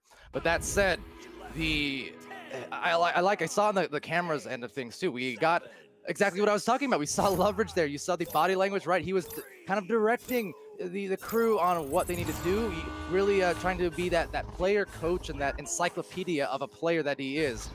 I love that about Echo, and that you can really read what's happening just by watching the movements, and that's what VR brings to the table. That's what Echo VR is all about. Seeable bag, he's all about that pass, but no, all about that save. It's Desirable. Dude, he is so good. He's always been his backline play is what was really notable. Is how he plays. When you're trying to get clears on him or clear and boost out, trying to pick this one up, but good grab there by leverage. But it's Desirable. He started out. He was originally a striker, and when he joined his team last season, I believe it was Orbit. They told him, we need you to play goal. He took up the position. Nice little dusty there by Matt. They bring this one in on the far side, and he filled the role better than most. And now he's one of the better goalies we see, one of the best backliners. And what a stop there on Strem. Strem was looking for a drive as Seoba was on Desirable. Speak of the devil, but now Spaghetti back in possession. Maybe not. We'll see a pile forming up, so it just goes back and forth, exchanging hands a few times. And I mean that both in the stealing sense and the brawling sense. As the dive out comes, that is risky. Will it pay off? Apparently. So diving out, trying to play that advantage just very, very tightly, as it does get sailed out into the mid zone. Still possibly recovered. No, an overshoot actually coming in from Mad. So that's uncharacteristic. That's going to result in the deep fling, and it rings true. That is 5 points on the board. Ow, what a 3. I don't know what changes they have made, but this is the second round in a row. They've taken a 2-goal lead. Last round it was 4 points. This round it's 5 points. Kang's got to watch out. I mean, this is not looking good so far. We're looking at I mean, if this turns out like the last round, we're looking at a round 5, and that's bad for both these teams. Although it's better for Spaghetti since they need the round 5 if they want to move on for Joker. But having to play 5 rounds before going against a possible another 10 against Joker, not favorable for either team. Definitely. The battle of attrition, as I love to say. And the teams, they have to be put through the ringer if they want to lay their claims at the championship. That said, Oculus Satyr looking to do just that, but no, it's Mad saving it out, sending it out eventually, and finding that clear as well. But there's already a stack there for Spaghetti. It's Ao and Oculus Satyr. They're going to be there with a little bit of time as 3 different Kangos join them. And then in the midline, picked off somehow, despite, again, a pair of players for Spaghetti. So finding the lanes, and the avenues now closed thanks to the punches coming out right underneath that goal. Yeah, Shrem had an opportunity to try to duck the defense, and but no, you're not gonna. It's much harder to duck a team that's known for ducking. They're used to seeing it. They practice it against each other, and now an opportunity. Desirable is gonna hit that 3. No hesitation. Spaghetti up by 8 here. Kangarilla still scoreless over 3.5 minutes in. Unbelievable turnaround that's been unfolding. I can't 8 points now. As I mentioned, that experience from Kango is always important when you get into these crunch time, clutch time situations, because they've been there before. So in theory, it's not going to apply as much pressure. Maybe there's still pressure, don't get me wrong, but at the very least there's some degree of familiarity. But at the same time, in matches like these, if you do get upsets in rounds, in series, I mean, Spaghetti, this is how you get kind of forged in battle basically and make your name really something to be remembered basically. I mean, that's what championships are for. It's for making your name secure as, hey, we are legit and we came here to do something special, maybe unexpected, whatever the case. This has been a supremely entertaining turnaround as it gets them another goal. Crazy from Meatballer. They're up by 11. Kangos are shut out at the moment. Yeah. Also, I mean, it's not just the fact that Spaghetti's up by 11. It's not just the fact that it's Kang is still scoreless. We're not even halfway through round 4 here, and that's the differential. That is substantial. That pace, Kang has to slow this. Kang has to stop the bleeding. They have to. They have to score. Otherwise, Spaghetti's looking at running away with this one, and they're doing it in real honest fashion right now. I mean, no tricks. No bobs. I mean, they're doing this for real. As a Stram, almost getting that opportunity there, but he misses that grab, and it's back in the hands. Meatball is sending this one up. Does get by that back, the backliner there. Owl's trying to get there. No, it's gonna be Mad picking it up and kind of just tossing it to this near side tube. And Strem is there to pick it up at the very least, but again, the dangerous passes mostly predicated on that aggressive defense in the midfield. So the angles were just very tight, so even if the passes were successful, you still had a Spaghetti player in the area within just a 1/10 of a second to bother them. And with that said, they will get a clear, but recovered by Kangarillas. And still a bit of time here. I mean, 4:28, a bit of a hill, but still yet. I mean, like you said, Spaghetti, they're doing work, and it's through a lot of, look at this, just this execution. Passing. I know. That passing through mid was just ridiculous. Nice stop there by Stram, but it's only a quick disruption. Now they do get it back, but right there in the hands of Oculus. Oh, good stop by Mad. Ock was looking at an empty goal. He was taking that shot. That's what Mad saved there. So Mad, 15 feet away from 15 meters away from the goal, still making saves. But Mad now sending this one in. Is going to find Seobo. Seobo crossing this one up to Stram. Stram now under pressure.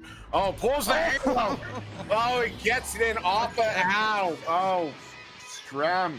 And that's going to be Kang's first goal here, but it's over 6 minutes in. They have less than 4 minutes to close this 9-point gap. I don't know what to make of that, because that is such a tough one from my end. That could be a momentum builder. You see that, you get hyped as a team, and that is important as anything to prioritize just keeping the comms excitable and not negative or in any sense. Not that they are, but just yeah. At the same time, risky move. Had that not gone, that would have been another one of those cases where it's like, that's kind of uncharacteristic. That said, the passing play again as Spaghetti continues to try and just prioritize this fundamental game of backing it out, finding the lanes, and trying it once again as it does successfully get here to Oculus Satyr and then back out to the pass, but denied by the good stun. I think Ak was looking for an anchor shot there. Oh, and ow! Boy. With the recovery, that's a 3. I gotta watch this one back. I thought he was across the line, but apparently not.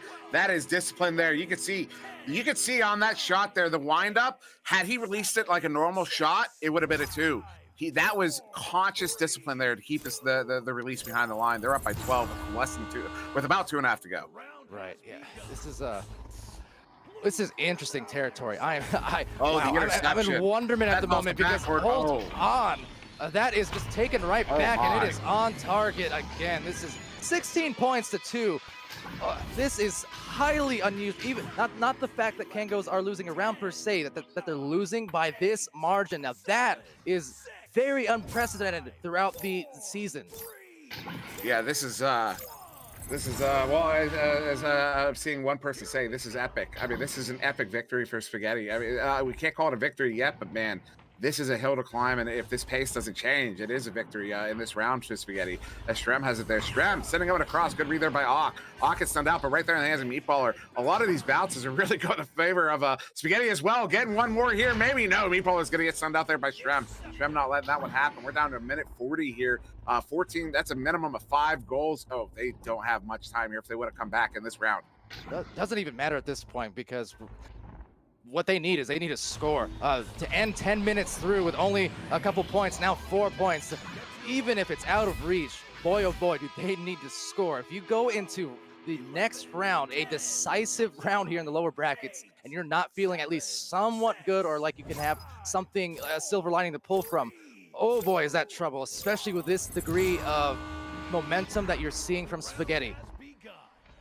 Yeah, this is their Spaghetti's feeling so good. Oh, Meatballer taking the long. Oh my goodness. Holy smokes. I can't believe he even had that lane. This is that right there. Something's going on with Kang. I shouldn't phrase it like that. I'm sorry. Something's going on with Spaghetti, honestly. Both ways. But that you can't give lanes up like that. Even at at much lower levels, you can't give lanes up like that. Yeah. It's kind of, again, a little bit of a harkening back to yesterday's matches where it did seem like Kangos were uncharacteristically missing some of those passes, and they did get just a bit disheveled by what Spaghetti was doing, and it took a while for us to see that here today, but certainly seeing it in this round, trying to put a cap on it at the very least to have something to work with, and Strembitsky gets it through. And real quick too, I just don't talk about body language. Al was not happy that went through. He kind of put his hands on his head and gave like a sigh. I actually really like that because they're up big time.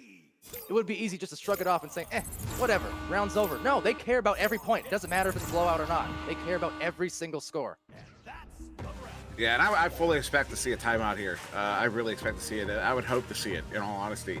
Not that that's not a bias there. That's when you get beat like that and you start showing that body language of in the last like 2 minutes there, Kang didn't look, they weren't expending any more energy. It's like, now maybe it was just that was a mathematical decision. We do see the restart there, so definitely going to be getting a timeout. But yeah, maybe that's just a conscious decision of, we don't need to be expending this energy right now. We've already lost this round, as both teams have readied up, so we got about 1 minute here. But yeah, we've already expended the energy in this round. We've already lost the round. Let's go ahead and just conserve what energy we have, save it for the next round, and come out swinging. Because Kang, yeah, I mean, are the reverse sweep kings about to get reverse sweeped? And by Spaghetti at that, by the third seed that came into it. You talk about chips on the shoulder. What about noodles, meatballs, whatever you want to call it? Point is, Spaghetti came in. They had certain, again, stigmas about them with their play style, how effective it could be at the highest level. And I don't, again, it's always a question. It's a fair question to ask. How far can a team get with that kind of style where you are super aggressive and you do go for a multitude of jukes and ducks and jumps and steps and side maneuvers where you just try and sweep by. The thing is, Spaghetti is showing they're also adjustable too. They've executed some fantastic passes now. They're kind of mixing it up, which I think has helped them now in the latter half of this series compared to earlier on. and it's really netted them some big scores and momentum this round. So here we go. It's all coming down to this as the launch on round 5 is off. Yeah, and I don't know if Strem losing the hand. Oh yeah, you can hear he's angry. He still doesn't have it back. And, oh, that hurts. Oh, that's not. I don't just mean on the scoreboard. That hurts your mental game when that happens. That is. He is somehow, and I'm not saying it's easy. I'm not even saying it's humanly possible, considering the circumstances and the how much this particular round matters and how much a good start matters. But oh man, you got to wipe that off the slate somehow and just forget about it, because yeah. Tough start. Strembitsky here with a disc, trying to find it, but just it's going to be thrown to Oculus Satyr, just waiting to pick it off. Yeah, Aqua's he was set up there for a hot minute, and nice steal there by Mad. Mad sending this one bad in. Mad looking a little mad there. This one going to bounce to the bubble. It's going to be a race for it. Oh, Strem is going to get there first. Strem, the stop by Ow. Ow has been a monster in this game. He sends it right there to Meatballer. Meatballer going to send this one in. Doesn't have the trajectory, no, it's wide, but flat bounce. Finds the hands of Ock, and Ock is going to send that one in for the 2. 3 rounds in a row. Spaghetti is going to go up by 2 goals, and in every single round they've done it, they've won it. Yeah, earlier on, again, the first couple rounds started very firmly with Kangarillas just showing, hey, we're here, and we're focused, whether it's offense or defense. They were executing with just some aggression, but also precision. It was very calculated and decisive. Right now, just looking kind of indecisive and not really sure what they're doing positionally. You can see even right now, they're so clustered up all in that tunnel, and just a lot of these pass attempts are a little bit astray, so they got to find some stability soon. Loveridge trying to help that fact here. Sealable Bag gives it right back. There's a 2-man game, but no, just being met halfway right at the edge of the bubble, and it is out of here again as a recovery does go, in fact, for Mad, trying to distribute, but another turnover. Fortunately, a double stun will perhaps enable a grab here and recovery again. Now settled down. Yeah, Kang back in possession here, trying to do what they do. We're over 2 minutes in here. They're still down by 2 goals there, 4 points. Strem juking out Oculizator. They got Ock in the backfield. They're going to push in now. Strem taking that shot. He is going to hit it as desirable. Did get stunned out there. Sends that one in for the 2. So Kangarillas on that play, look at a little bit more informed. Maybe something they could build off of. Maybe that'll give them that confidence back. The reminder that they are the Kangarillas. I mean, there's a reason their name is so lauded in the community. Yeah, it's like, do I need to hop in there and remind them they retired me? Them alongside Joker. In any case, absolutely. They needed that to go in. Maybe that kind of releases the pressure. The pressure valve there. Seeing that go in. Oh no! Oh, that was nasty. What a move! That's communication. Wow, Meatballer. What a play again. We're seeing a few of these from both teams. Strembitsky's pulled it off a couple times. Meatballer pulling it off a couple times. This is turned and just to a absolute throwdown. Yeah, it really has. I mean, Kangaroo is back down by 4 here as Mad's going to send them across the Lovers. Lovers through the tube. Going to hit Strem there. Strem crossing it over to Sealable. Sealable under pressure. Sends it back. Chambers there. Chambers already there. It's like Spaghetti knows what Kang's doing as Kang's before Kang's doesn't. Before Kang knows that Spaghetti's onto them. I mean, this is this defense from Spaghetti. Oculus, they were trying to send that one out there. It does finally hit Meatball and Ock getting that one-on-one as a whole. The entire Kang team coming back on his backside there. Oh, that was some vengeance there as Leverage sending this one out. All right, so deep down into the other side, it's going to be recovered. Oh my goodness, a save. Meatballer, even when they have those guaranteed, you think, goals, you're seeing the denials come through with consistency. This is dangerous rhythm for Spaghetti here. Kangarillas trying for the classic Sealable Slam. Need to make it go some way, one way or the other. They did it there. And Strem very, very loudly asking Spaghetti to stop saving everything, as he does. Yeah, because their play and goal right now is just it's picking Kangos apart. I mean, that's the kind of thing. You get good looks, you get good opportunities, and the goalie just stops it more than once. It's going to start really affecting you. Well, it's trouble when even without the saves, you're already having a hard time scoring, right? So once you feel like, oh, I finally have a walk-in goal, and then it's just taken away from out beneath you, that is such a, again, back-breaking thing to happen, in terms of the spirit of a team and the emotions, because you just feel like, well, we can't make the traditional work, we can't make the easy work. What exactly are we supposed to go to now? Yeah, look at that. Mad looking for those back passes, but he had Al was just covering that lane, so he really had nothing to go to. Oh, what a pass there to Strem. Getting the one-on-one. Nice.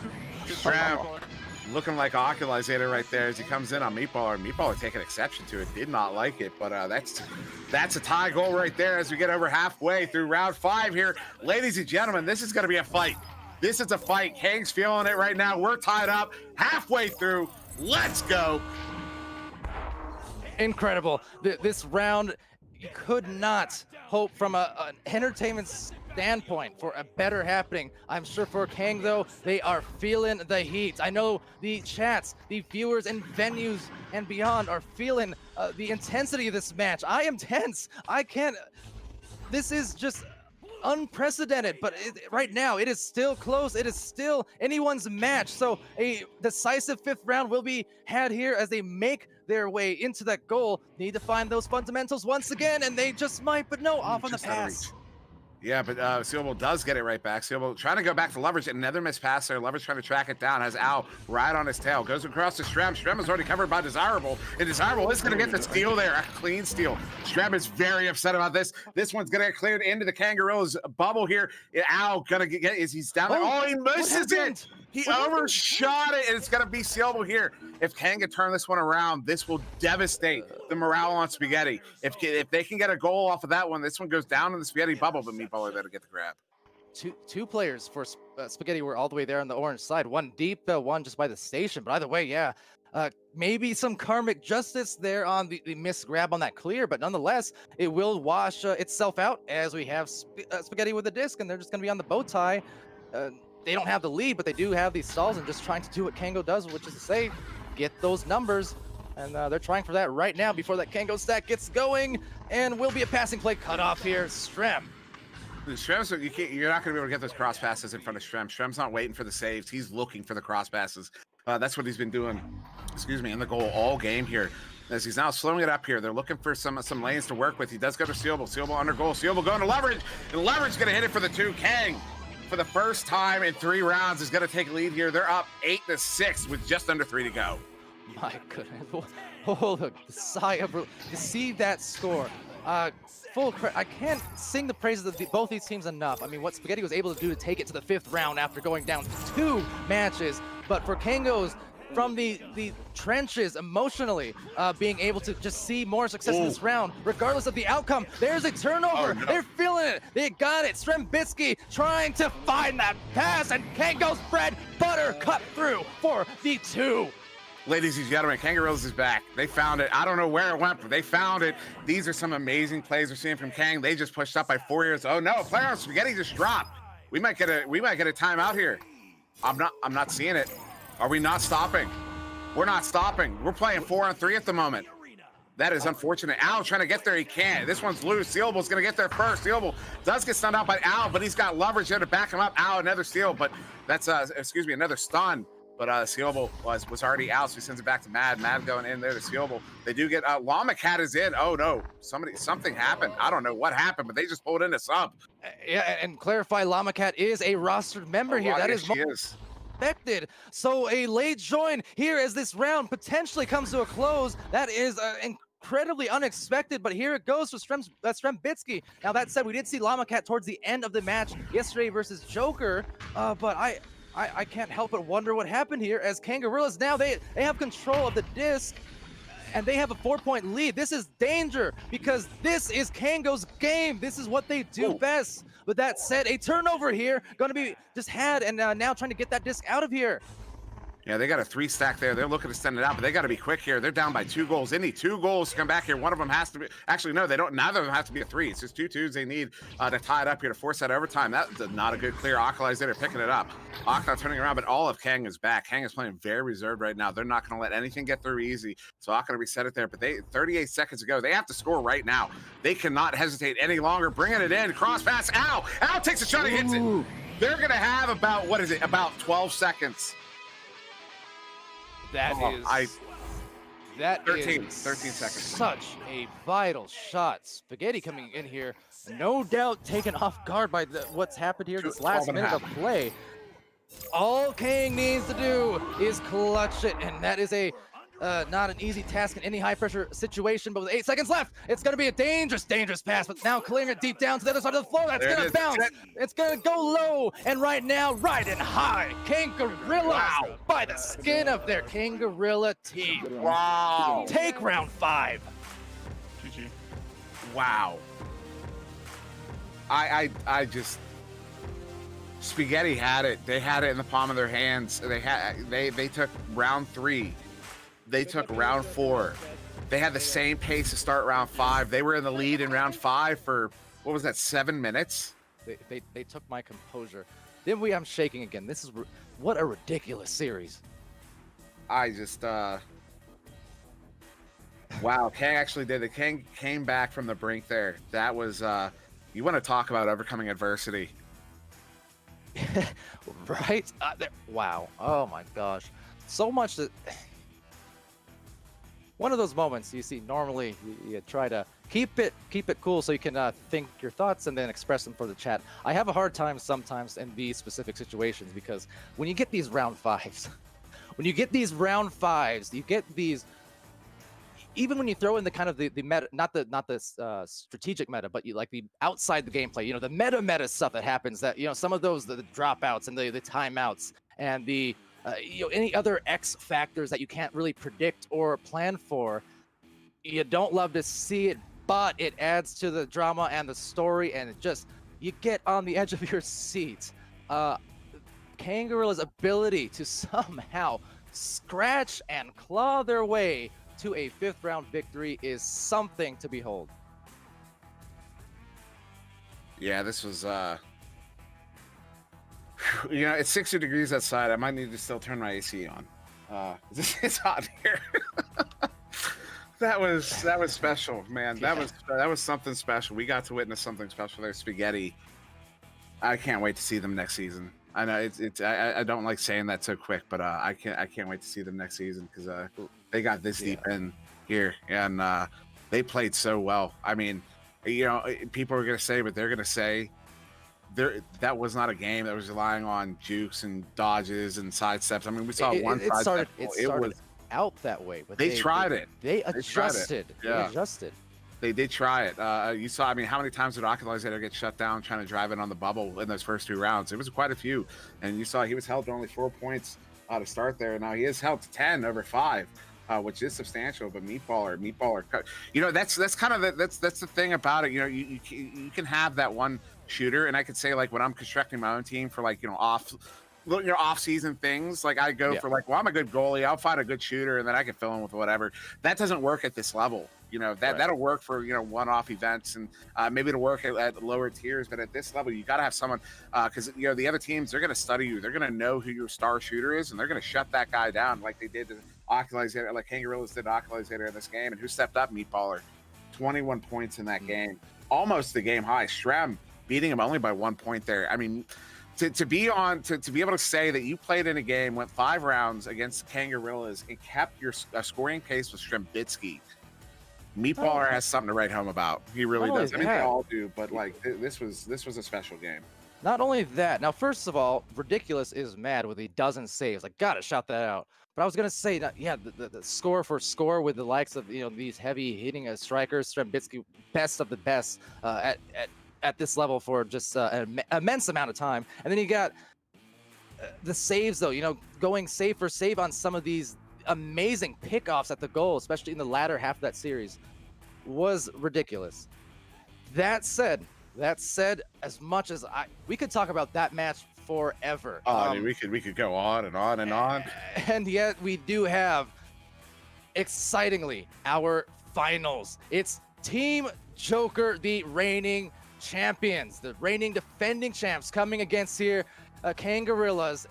You kind of touched on it earlier on. The brutal part about that last series is Kangarillas, if they want to win, they have to go toe-to-toe for another up to 2 best of 5s if they want to take home that championship. So with that said, we've already got these players getting in the server now and about ready. So we're going to take the brief intermission to just reset our own selves, and we will be back and get these players ready to go.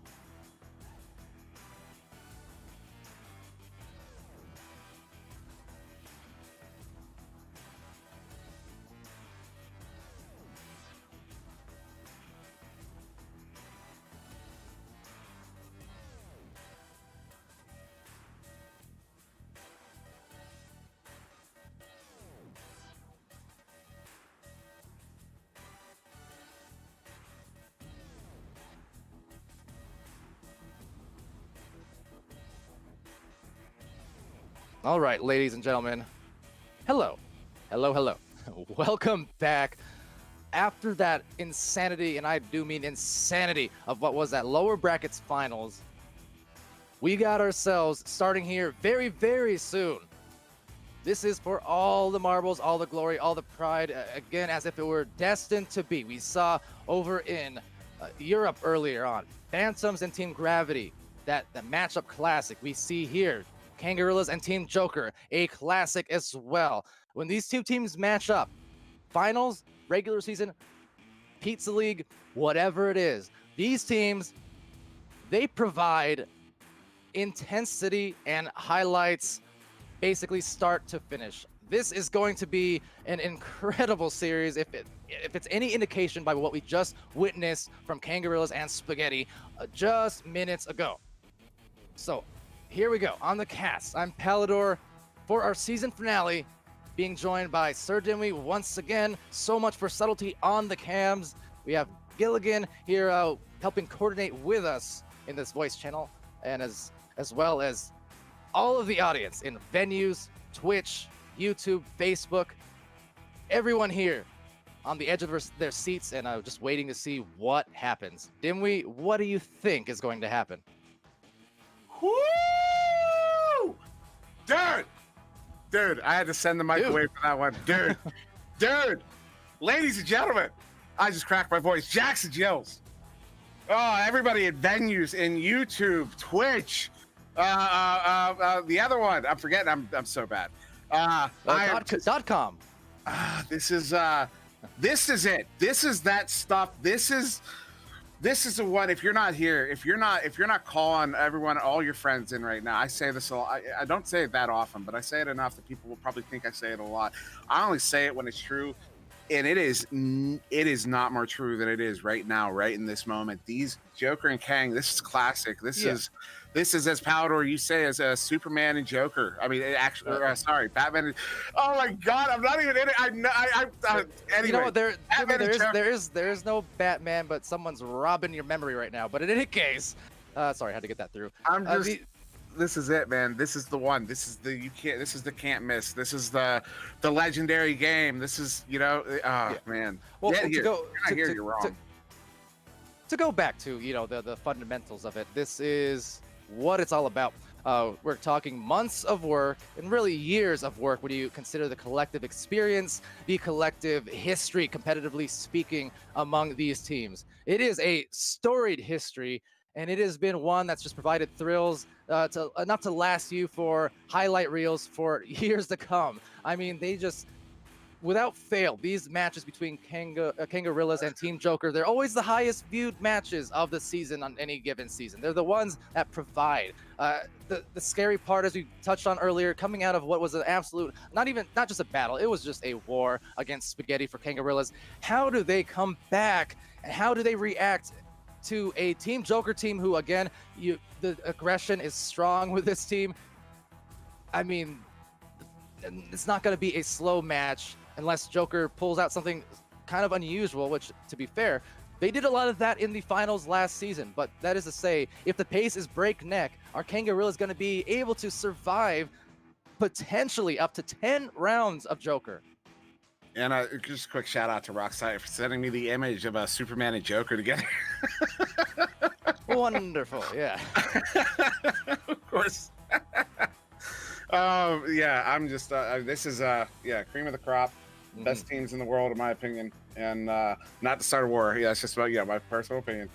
These are some of my favorite players to play this game with, to play other games with. I mean, these are great dudes all around. I've never had a bad time playing with anyone on Joker.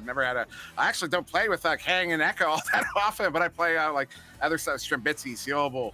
Right. These guys just all over. These are great guys, and I'm just so excited. I'm red-faced right. I'm literally red in the face right now. I've got the rosy cheeks going. I can't stop smiling.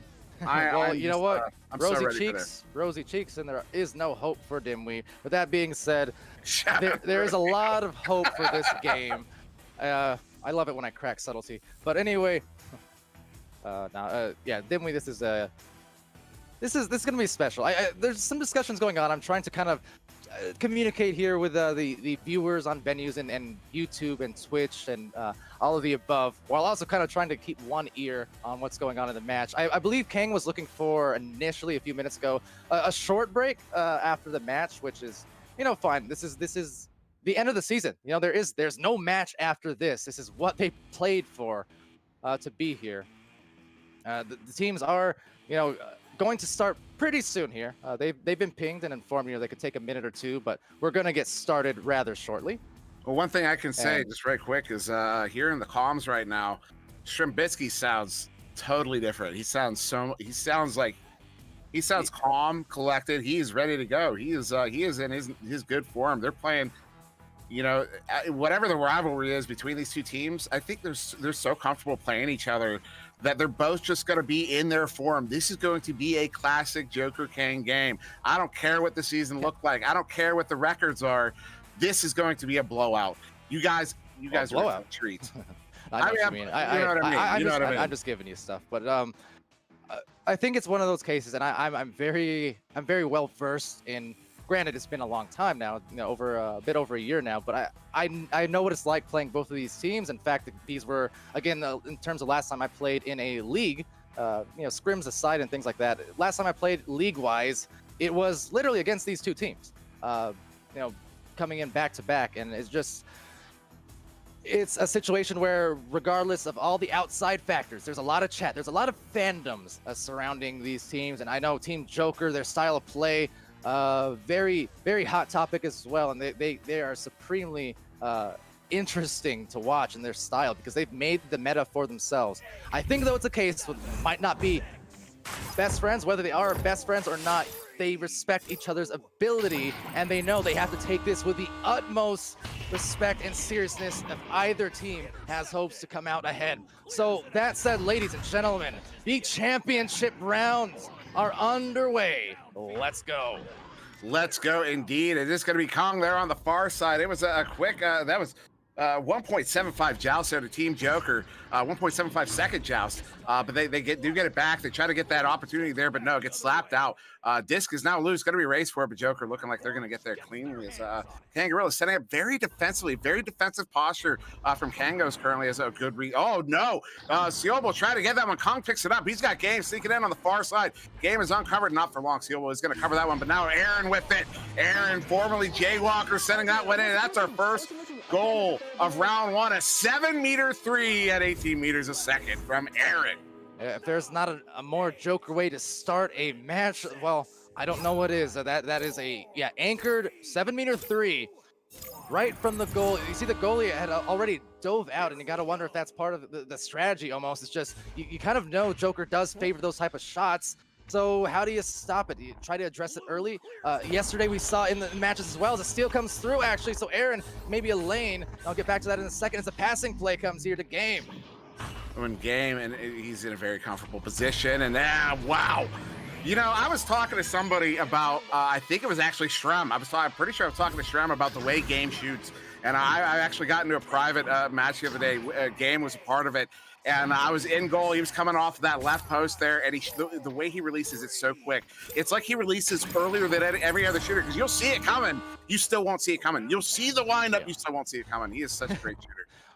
And back to what I was saying, kind of semi-related there, is just the fact that yesterday on that Joker versus Spaghetti game, the thing is, Joker, they had a lot of shots in that one. It got away from Spaghetti, but Joker had so many open lanes and open shots at times. They barely took any normal shots. All of their shots, even if it's wide open, they had a million years to line it up. They still took, whether it was behind the back kind of shots, it was sidearm flings, it was anchor. They went for the extra just because they could, and that's Joker in a nutshell. And they still do it to success is the thing. Oof. And that was a good disruption there by Mad, but still Aaron just pulling that halo on him nonetheless, gets that one back. Gonna send it back to Kong there on the back line. Kong now, King Kong, gonna start slowly moseying his way up there. Has a lot of room to work with. Look at the way Kang's setting up, and you still see Shrem again setting up on that notch right below. From their perspective, right below. For us, it's right above. But now, good pass there to Ryan. Ryan feeding it to Kong, and Kong as Sealbo gets stunned out. He got a headbutt on it, but it wasn't deflected far enough. It still goes in. Joker's up by 7 here, 3 minutes in. quick start, and just as we were touching on the pre-show, during that pre-show as well, with Sputnik mentioning the avalanche effect here of Joker, they are a team who just, they don't know another gear most times. They can, again, pass and slow it down, absolutely. They are fantastic at that, but just when it rains, it pours, and it's always raining in Joker land. They just don't know how to do anything but score. That is their way. And right now trying to make a play, but just staved off, and stunned out was Seal. So it's going to be a grab back by Kangarillas, and now a battle for the disc.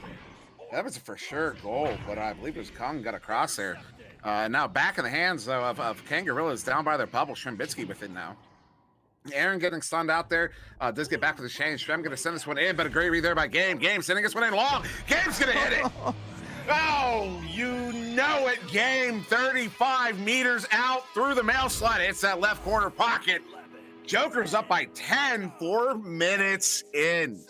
You see what I mean? There's where's the second gear? It's full throttle, and even though that's something that kind of paid against Joker, I should say, it didn't pay as many dividends in the preseason versus Illuminati in that really kind of extended tournament style. Joker here, they're fresh. No matter what, they're only playing at max the 2 matches today, so they can actually afford that winner's advantage to come in with the energy that maybe Kang will not have quite as much after that last best of 5 against Spaghetti. So that could be another factor here. And now Ryan, they got a 3-on-1 here as Matt comes out to challenge, but Ryan doing a little dance there after getting that one in. Feeling very confident Joker is right now, and I mean, you know, you can't really blame them. They're up by 12 here. We're only approaching the halfway mark here of round 1, but this is a long game. This is a best of 5. They have to do it 3 times in a row here, and we talked about it early on. Kang are the masters of adjustment. You know, they play chess, but oh man, Aaron with another stop there. That one would have hit the nest. It looked like it might have been on its way in, but Game picking that one up. Game's gonna send that one in for the 3. They're up by 15. Just a nice shot. Not nice for Kang, certainly, but big lead for Joker. They're not stopping, and they are really not missing. Game, especially from that 3-point land. Doesn't matter if it's near, far, wherever he is.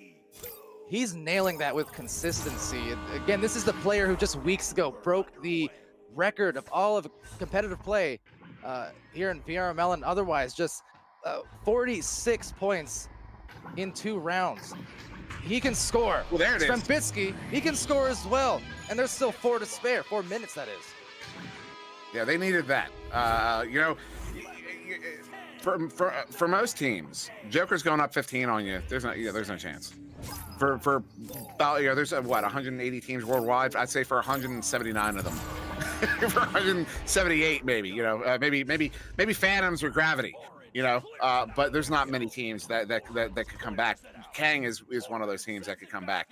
There is still about 4 minutes left. They do trying to get this one back. They don't. Oh, look at every single player from Joker is down there. Game, a little bit of a Joker train, only for a moment. Oh, Aaron. Oh, the soft put there. Oh, that was something. And just also for our posterity there, Aaron, usually known as Jay Walker, another one of those late season name changes for no other reason perhaps than it's Team Joker. It's kind of in their name, and it's what they do. But 17-3 with 3:22 remaining here as Kangarillas roll out. Mad securing that disc off the nest and just punching out Game on the other side of the floor here. It will be Loveridge working it up through middle. Still yet in the back line, Game being contested and not really getting space. So Seal trying to deliver it, but there's just a kind of pass that not necessarily forced on that miss, but maybe just miscommunication, as it will be taken and just saved out there. Kung diving, picking it off, and so does Mad with another pick of his own, delivering to Seal. Seal hesitation move before the delivery, and there it is again. That's a nice fundamental play, just going for the pass to the barrier, pass to the goal, and no time for the goalie to react. You know, they're starting to get back in that 1-for-1 here. You know, the back and forth where Joker scores 1, Kang scores 1. Now the pace has changed, so this might not be enough here in round 1 for Kang to come back, but this could be the pace they need going into the next round to keep it about even and look for those moments, look for those mistakes that they can capitalize on. You know, because that's the level of play we're at now. You know, Joker's not going to be making a whole lot of mistakes. Kang really cannot be making any of their own. But Joker back in possession here. Ryan across there to Game. Game going down to Kong. King Kong with the slam, putting that one in. They're back up at 14. And that's a minimum of 3 goals here. Oh, excuse me, 5. 5 goals. Minimum of 5 goals. And mentioning too, a lot of the time with passing plays, that's the stunning thing about them is they have this tendency, Joker better than probably any team in the league, just consistently in terms of somehow getting the disc in situations where most players wouldn't be able to catch it, whether on some of these just loose possessions or these really strong passes. They are very, very good with getting those grabs. With that said, Kangarillas now on the offense again. There's Mad. And Mad with it now. Mad sending it down there to Sealable. Sealable coming in. No, going to send it to Loveridge, and Loveridge going to plant it in. Like I said, we're back to the back and forth here. This is back to a competitive game. Yes, it started out, Joker got a very big lead early on here in round one. I'd also like to point out, back in preseason, Joker mercied Illuminati in that first best-of-5 series, and Illuminati still came back and won it all. So, I mean, this is not unprecedented, and we're at a pace now where Kang is really bringing it to Joker. But yeah, I agree too. It's not unprecedented, but at the same time, that was a much longer tournament and the multiple best of fives there where Joker was already playing all day. So that's kind of the danger zone here because Kang has already played a very intense best of 5, went all the way to 5. Joker has not. So they are kind of the fresh legs. And with that, I mean, we're seeing again that aggression. They're not playing it slow for Joker. They're making some passes here, but they're not holding it for all too long before they make a move on the goal. And it happens again. They're up to 21 as we do approach now the final 30 seconds. Yeah, this is I mean, the Joker, I mean, they are establishing themselves. Well, not that they needed to. I mean, they've been they're well established. Everyone knows Joker at this point. Everyone knows how they play, and yeah, they are up by a bunch. They are going to take his first round here over Kang. And Kang, though, looking to just get one more here, try to keep that pace up, keep that that back and forth going, get one more here at the end. Shrem going to get the one-on-one, bringing it in, doing the wheelhouse. Somehow Kang gets the stop, even though Shrem got the stun. That's you don't see that happen very often, but this will be the end of round one. Joker will take this one 21-7. All right, well, there you go. The first round of this best of 5 is over in favor of Joker. And again, this is the championship match. It will be still a double elimination rules in the sense that Joker did not lose in the series yesterday. Kango's coming from the lower bracket. So yeah, Kangarillas need to win 2 best of 5s to claim themselves the champions of this league here in North America. But for Team Joker, if they win this best of 5, that is it. They are the retaining champions. So good start for Joker. I will say, to your point a minute or two ago, Dimwi, even though the score is a bit lopsided, I do think more competitive, certainly in the latter portions of that round. Kangos did start getting those passes off with more consistency. They did start finding their goal opportunities much more than they opened up with. So even though lopsided on that note, I think Kangos, if they can take some of that now going forward, still could be in for a very exciting next round. Oh yeah, absolutely. And like I said, all those goals. Once Kangarillas broke the ice there, they got that first goal. It was back and forth. And so I think round 2 is going to look very different. And also, Kang, I mean, they're known as the reverse sweep kings for a reason. They always need that first round, that warm up round, and I think they got warmed up there. Not that they needed warming up, strictly speaking. But yeah, we are getting started here in round 2 though, and very excited for round 2. Okay, so a lot on the table. Kangarillas seeing if they can get that stack of theirs, that side step stack they do for these neutral jousts. Will not have success to get there first, but they're still going to get the disc anyway. So Mad in great position. Look at that stack coming in from Kangos. Oh, that's the start they needed. Strembitsky. Yeah, that was a Strem shot if I've ever seen one. Comes in quick, doesn't hesitate, sends it in, even loses the hand on the shot, but gets it in nonetheless. That's 7 seconds into round 2. Kangarillas have scored a 3, got up 3-0 against Joker. Just about as fast as you could have hoped for, especially since they weren't there first, but just the great positioning will buy them the opportunities, and it's going to buy them another one maybe off the stack, but nope. Denying with some great punches, just contesting 2 different players there on the Kango stack that still eventually come away with a disc, but still Kangos, they're fast, they're furious. Unfortunately, that disc is going to go right back here to Joker being lost. Yeah, I'm not sure what happened there, but yeah, it goes back in the hands of Joker. Game over to Aaron. Aaron pulling that duck on the way in. Wow, that was a drive there. He pulled a number on Mad. He got Mad out. That was good. That was really good. And it's what they needed to start off, to just react and kind of punish, because Kangarillas, they should have had that disc, but they did not. They did not manage to wrangle it. So with that said, punishing on that note. And these teams, I mentioned Kango's typically our team who punishes just about more than anyone, but really across this tournament, yesterday and today, I don't feel, I don't feel, you know, jealous of Kang's position in the sense that, wow, they are really being put to the test here because they're being punished just as much as a very nice touch pass and the goal. Mad slamming it for the deuce, and it's, well, 5-2, 2 minutes in. Yeah, that was that was a nice goal. Strep feeding that one. I did not even see Mad cutting in there, and my camera was right on Mad, and yeah, that was beautiful goal there from Kangaroos. But now it's going to be Joker back in possession here with the Shouts Advantage game. Slowing it down here. Going to start playing at the Kang pace. No, Aaron's going to forward this one deep in. Oh, misses the target. I believe it bounced off the Geo there, finding its way to the near side. Well, where Loveroot can pick it up. So back in the hands of Kang here. Kang currently up by 3. They're back in possession. Sealable sending out one across the Shroud, but it takes a wild bounce. They're going to be picked up by Game. So back in the hands of Joker here. Joker back in possession. Aaron sending this one in on a long shot, more of a shot clear.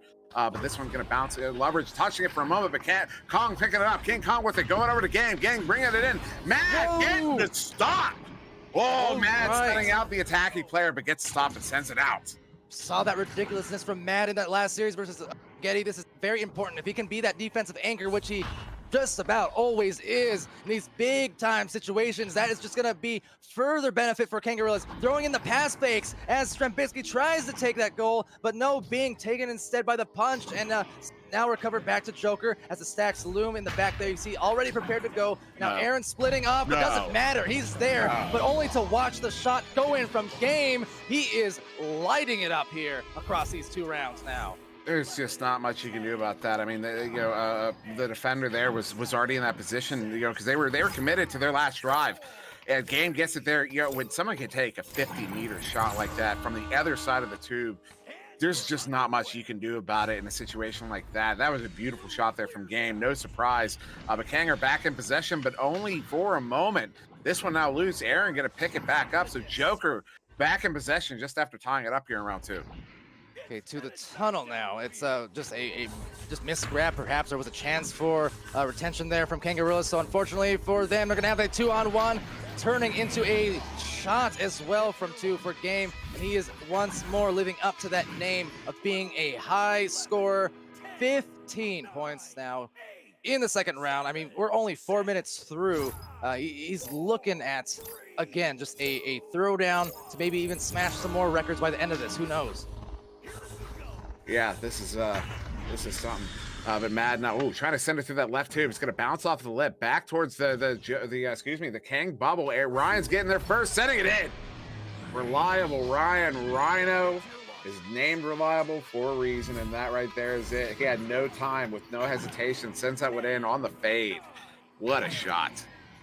And see, there it is once more. Just once it starts to rain, it starts to pour for Joker.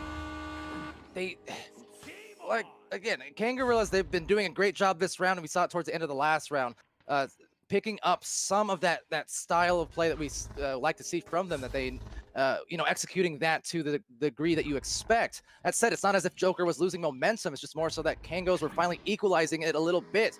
Joker is still not stopping. I mean, if you give them those lanes, they're gonna capitalize, and they have been in this round. And right now, though, losing the disc to them. So right back to Ryan. And now he has another pass off here. Maybe another goal going to be open. And just in the nick of time, going to get that back for Kangarillas here. And yeah, right back now to the pass in mid. Yeah, it was a big stop there by Sealable. Mad now with it, trying to go to Shrem, but that one's going to get slapped back. It's back into the Kang zone. Mad trying to get there. Has that Chang coming in right behind him. He puts the shield up, but not good enough. Game gets there first, sends it in. Joker. Kangaroo started this one so strong. This round was so strong. We still have over 4 minutes to go, but Joker's up by 7. Yeah, and with 4 minutes left, 4:11 here. It's compared to the first round, there's still time on the table, and there's still some good things to work with for Kangarillas here. There's Matt again. You can see the patience at play, just waiting for game to arrive there so that he can stun him out. And that's how you get the number of situations. It's small things like that. You're doing more than just one thing. You're not just trying to find the rollout pass. You're trying to deny a player from getting back on defense and doing so successfully. But so is Joker's defense. Just meeting again right on the edge of that bubble. Strembitsky and Kung this time, so not making it easy is Joker on Kang to get their bubble offense underway. Yeah, this is Joker turning it around. Oh, good read there by Mad, but that, well, it does go, fortunately, in the hands there of Strem. So Kang back in possession here, but 3.5 minutes to go here in round 2. Kang still down by 7. They have to start scoring right now against, Ooh, wow. Okay, lucky Wow. that didn't go in. Wow. Lucky that didn't go in. Joker is tough happenings here as they're just gonna try and punish as well. Can't let up though, like we said, you know, wiping these unforced things off the slate and just trying to find some momentum here, because now I feel like it is starting to be lost for Kangarillas. They're kind of finding some of these awkward bounces and some of these passes, and the disc is not really reaching the intended targets with the same amount of time and space that they need to be able to execute their offensive sets. You know, this one back of the hands of Kang here. Strem with it. Strem going to back it up to Matt there. Matt going back to Strem as they stun out. I believe that was Ryan in the backfield. No, excuse me. That was Game in the backfield. They have a 4-on-3 here if they keep pushing up. Leverage coming in. Leverage going to send them across the Strem. Strem back to the elbow. Goodness. And they're going to plant that one in for the 2. That's how you do it right there. Picture perfect. That was, clip that, watch that. Phenomenal passing play. Executed to absolute perfection. The passing artistry at this level is so difficult. Taking into context how difficult the Joker defense has been, it's just even more of a tough task to complete. So nice moves, back to the defense. You got a little bit of time to once again find something going here towards the end of this match, or this round. Oh, that steal there by Kong. Ryan's gonna get a one-on-one. Mad with a big stop there. That's clutch. With it in a two-goal game. Mad getting a stop like that, but it's still back in the hands of Joker. Joker just got to run this clock. It's still only 2 goals, but 2 goals it is. It's good steal over there by Strem. Strem's gonna get this cleared out cleanly all the way down. He's gonna get the flat bounce off the back ball with Joker. Excuse me, that was a back ball. Oh, but Mad with a good stop, but he gets stunned out and back in the hands of Game. Now Joker's so fast with those chains, and Kang's having trouble. You know, they can't get away with those clears like that, but they are back in possession. Leverage sending it up to Strem. Strem going across there to Mad bringing it in, and he's gonna hit it. They're back within 3 with just over a minute to go. And another nice kind of hesitation move, right? He didn't just straight up shoot it. He threw in a small flourish of the wrist just to make a little bit of an indecision, hesitation on the goalies. It's what you gotta do. You know, the small things, they add up, because if you can make a goalie even blink, it's still gonna increase your percentage a little bit.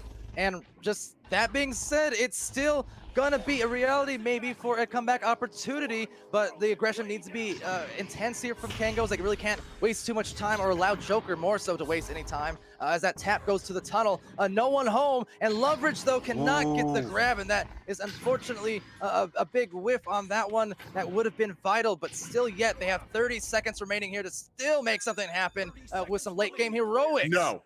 Oh, that one had the trajectory, but Gabe's going to get the stop there. 23 seconds to go. Kangarillas have to get this one back. They're still down by 3. They need a 3 here, but this one's in their bubble. Joker looking to get their first, maybe no. Oh, Kang overshoots. Silva gets their first, slaps it up, but only 12 seconds to go here as this one's going to bounce to the near side wall, the near side tube here, picked up by Game. Game sending it back in with that clear. That might be it. That's it. That's the ice. Joker taking round 2, 15-9. That is a devastating shot in the context of that match. I mean, it was already gonna be over. It was just a random clear, it bounced anywhere on the floor, but no, they scored one more time in devastating manner, just in terms of how that affects you as a player, seeing that going at the buzzer after working so hard to bring that match so close. What a shot. He is unconscious at the moment, showing no conscience to any of the Kangos at the moment here. Just crazy. Yeah, this is yeah, Kang really picked it up there in that second round. In the first round, you know, Joker really just had it in their hand. Kang started coming back late in that first round. And the second round, Kang came out swinging. They really did. You know, they went up 5 points there to start it, and yeah, Joker picked. It's like Joker wasn't at full steam in that first round, and when Kang picked it up to that second level in round 2, the Joker started hitting their stride and really just brought it back to them. I mean, they were down 5 and ended up 15-9 in that one. That is substantial. Game pulling out 20 points so far in those 2 rounds, which is ridiculous. This is the Joker's really on their game here, and it's going to take a lot for Kang to come back here. 'Cause at this point, where we are right now, Kang has to do it 3 times in a row. They have to do what you said earlier and be the reverse sweep kings somehow. Sweep kings, yeah. And if they do that, then they're gonna have to do it again. So we're gonna start round 3 here. Joker looking pretty. They just need one more. Are they gonna do it? We're about to find out. They're tasting victory in the air for sure. Joker coming in for their share of that $3,500 value prize pool between cash and some coupons. And right now, just collecting themselves the goal.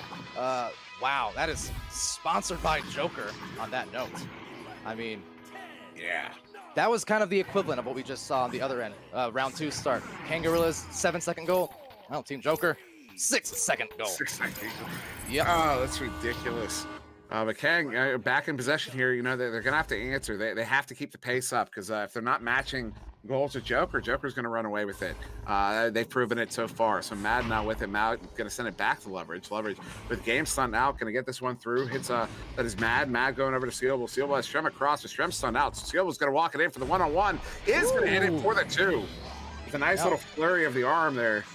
Good goal. That wasn't even a normal. There was some aggression put into that, a little bit of extra sauce just to make a statement, and they're feeling that pressure at this point. I know all the experience in the world.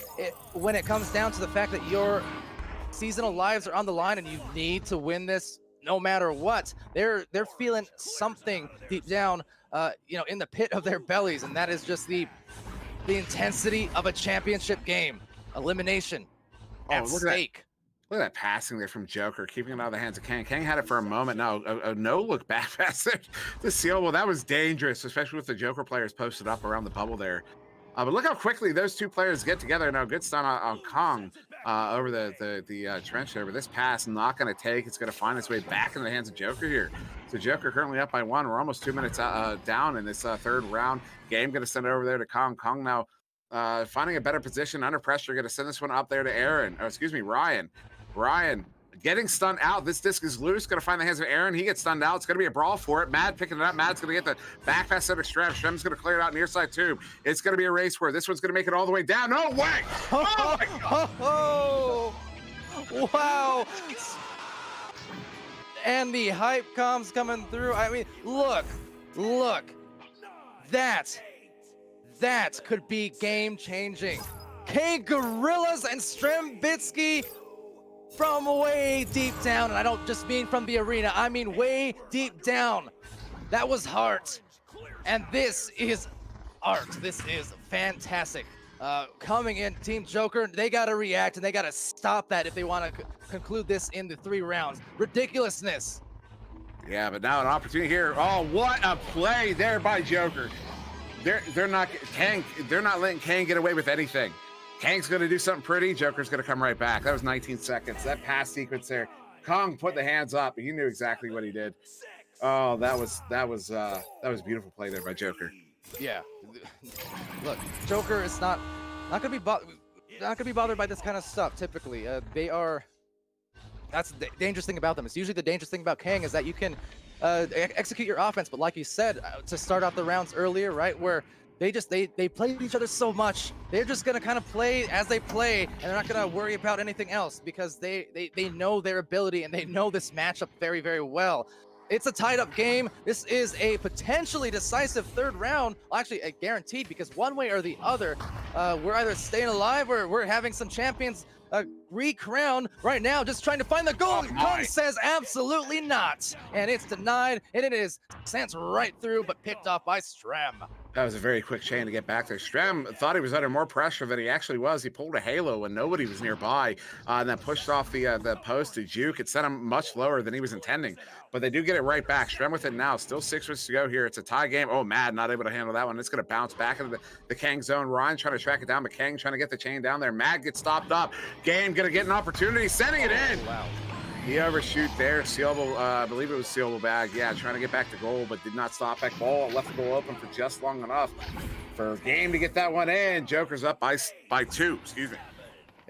Very, very tough. It's often the case you'll see if one team overshoots that first grab, very often it'll be punished by the next team coming along to grab it. It is just super thin margins you're working with here at this level, and try and just work it through that very small window to get that pass over as Mad takes it over. They're spaced out, the Joker stack kind of hanging about there as they dive in for maybe a cross pass play, waiting for Mad to get there. Oh my But Kong God. again with a grab, says no, I got this, and there it is into the tunnel, and another attempt here, an anchored shot, just rebounding right back into the goal for Game. Yeah, that's one thing I've noticed about Kong in goal. Doesn't matter how open that bottom pocket looks, he's gonna make the stop. He does it every single time. You can't beat him at the feet. People keep shooting at his feet. You can't beat him at the feet. He hits it. I don't know what he does. It's like he drops to the floor or something. He gets it every time. That was a beautiful stop there, and they turn around for that 3. Game sending that one in off the initial attempt there by Aaron. What a beautiful goal there. They're up by 5 once again. 4.5 to go here. Strem's going to try to walk this one in. Goes there to Sealable. Sealable had to leave the goal to pick that one up. Under pressure, it is going to be stolen there clean by Ryan. Ryan picking the pocket, sending this one down. It's going to be a race for it again. They're going to get their Game with it. Game's going to hit it. 16 meters out, 19 meters a second. The Joker's up by 8 here in round 3 with 4 to go. Starting to slip away here for Kangarillas. Still very much a reality. A comeback could happen.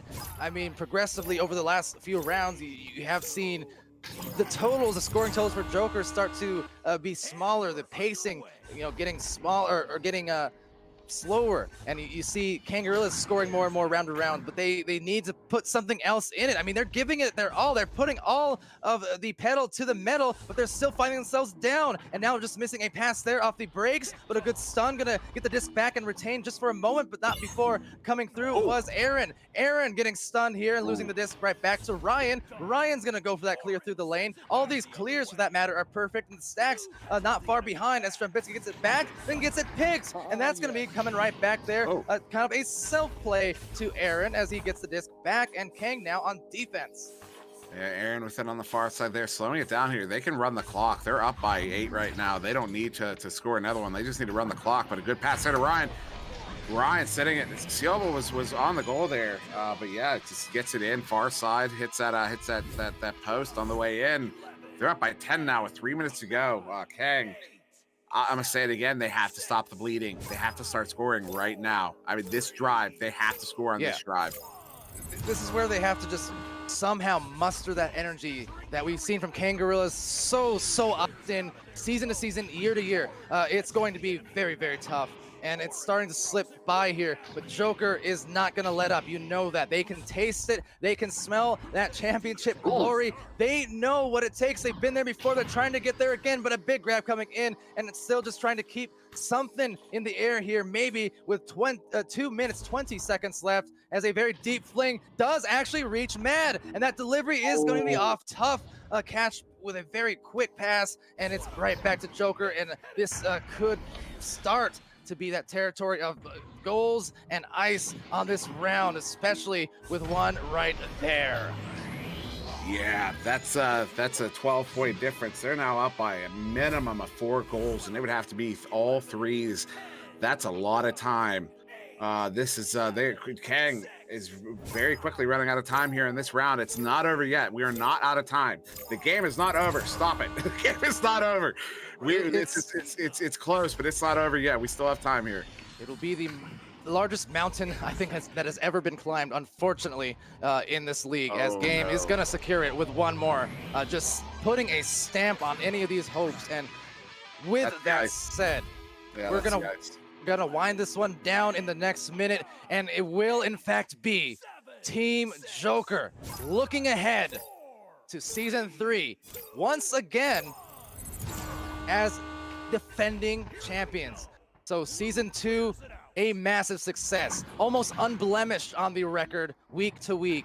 Kangarillas all the way through, not only this season, but across again multiple seasons and years now, just right there next to them. I mean, phenomenal effort, an absolute war, but Team Joker just getting it done here today.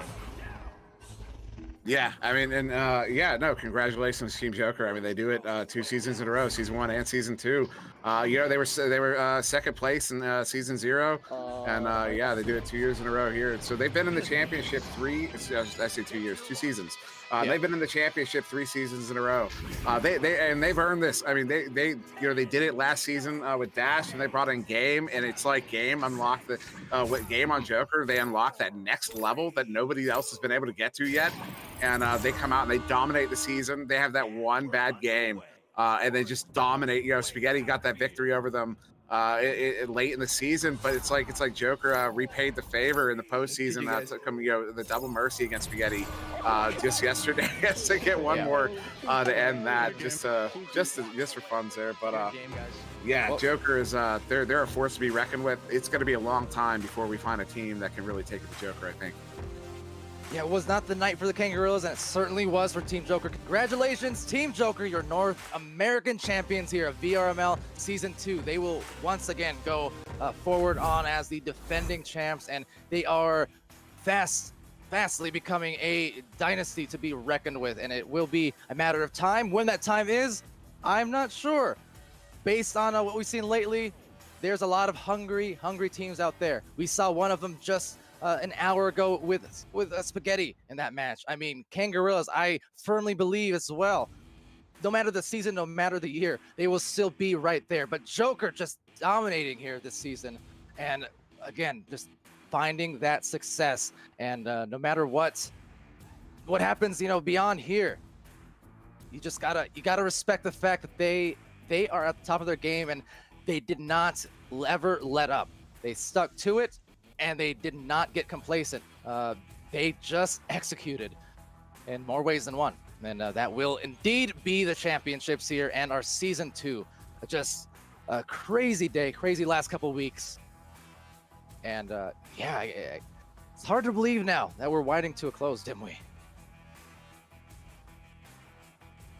And with that said. Oh, I was muted. I apologize. Before we start closing, I just want to point out that scoreline that Joker held. Please do. You've seen Kangaroos play so many other teams and how dominant Kangaroos are when they play most everybody else.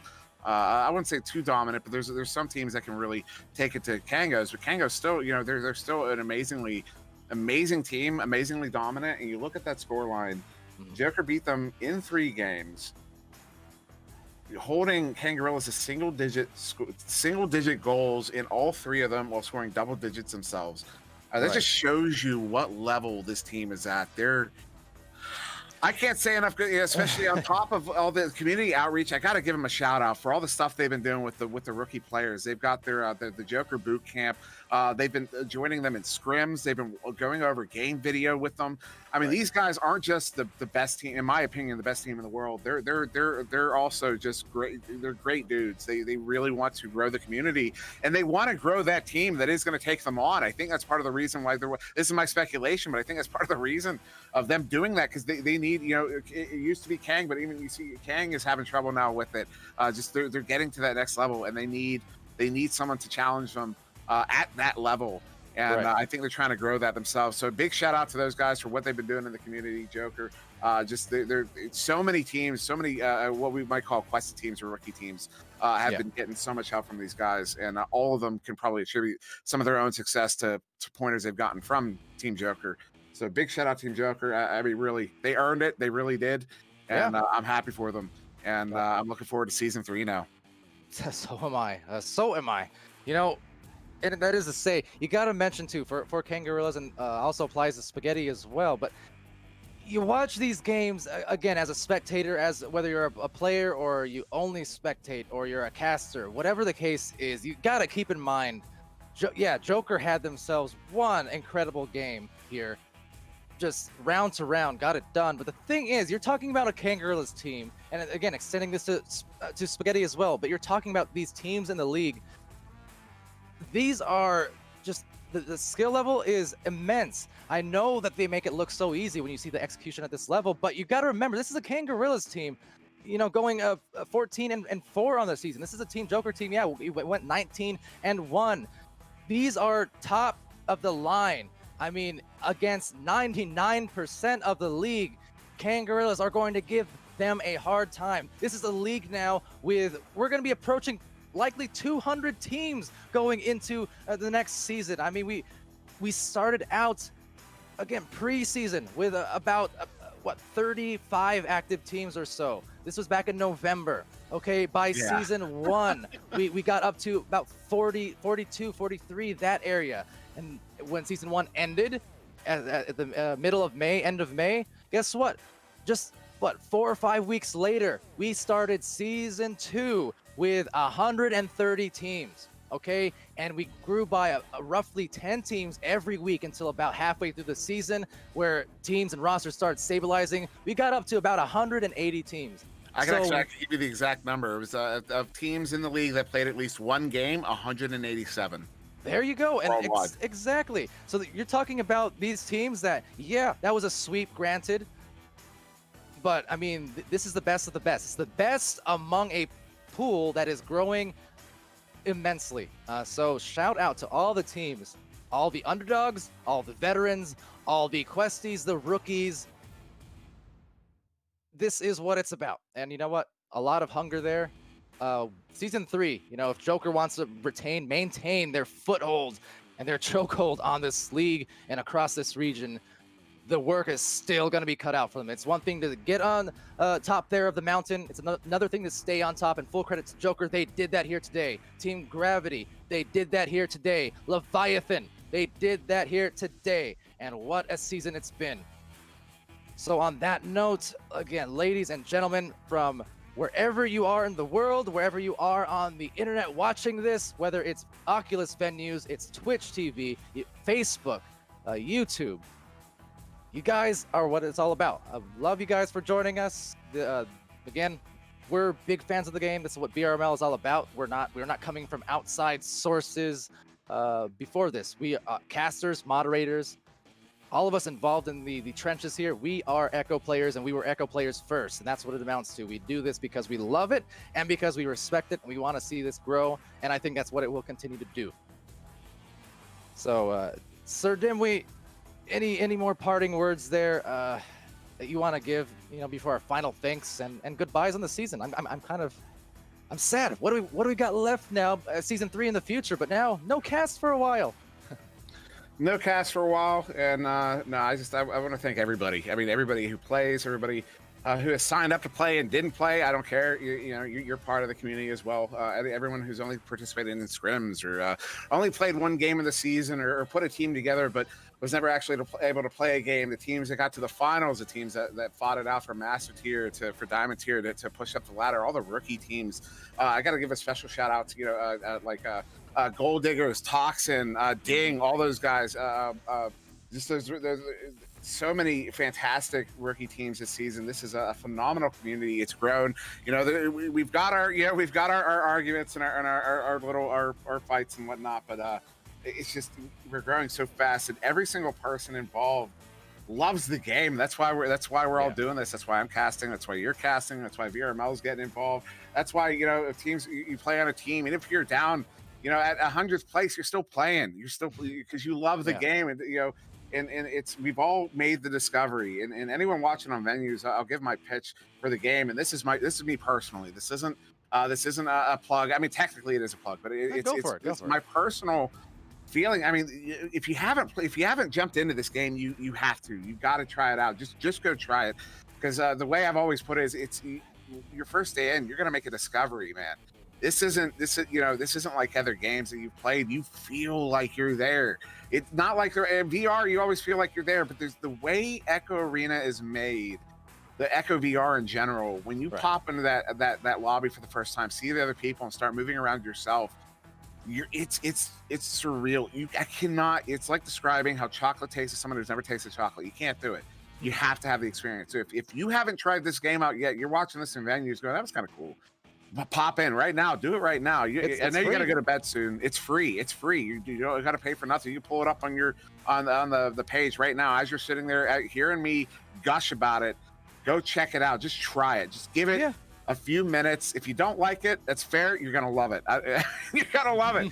Because it's for real. This is the real deal. This is the future of this is the future of sport. I don't care what it's esport technically. Yeah, it's VR. It's a VR sport. This is a real sport. This is physical. These guys are sweating. They are tired. And so am I. We're just talking about us, yeah. But no, this is the real deal. So go check it out.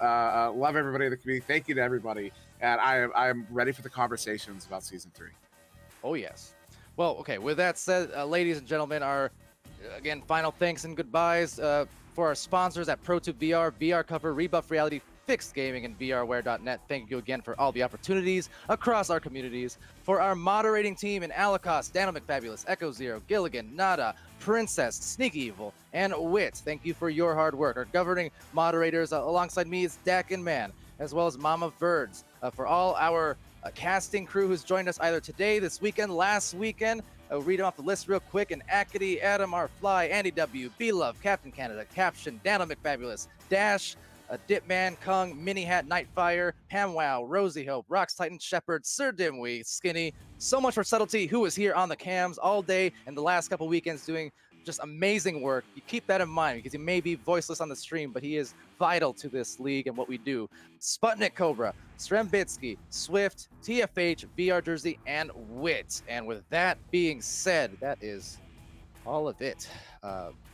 Ladies and gentlemen, this was season 2. Congrats to Team Gravity, Leviathan, Team Joker. You guys be happy, healthy, safe, be very good to each other, pretty please, or else. And we'll see you again for season 3. Take care.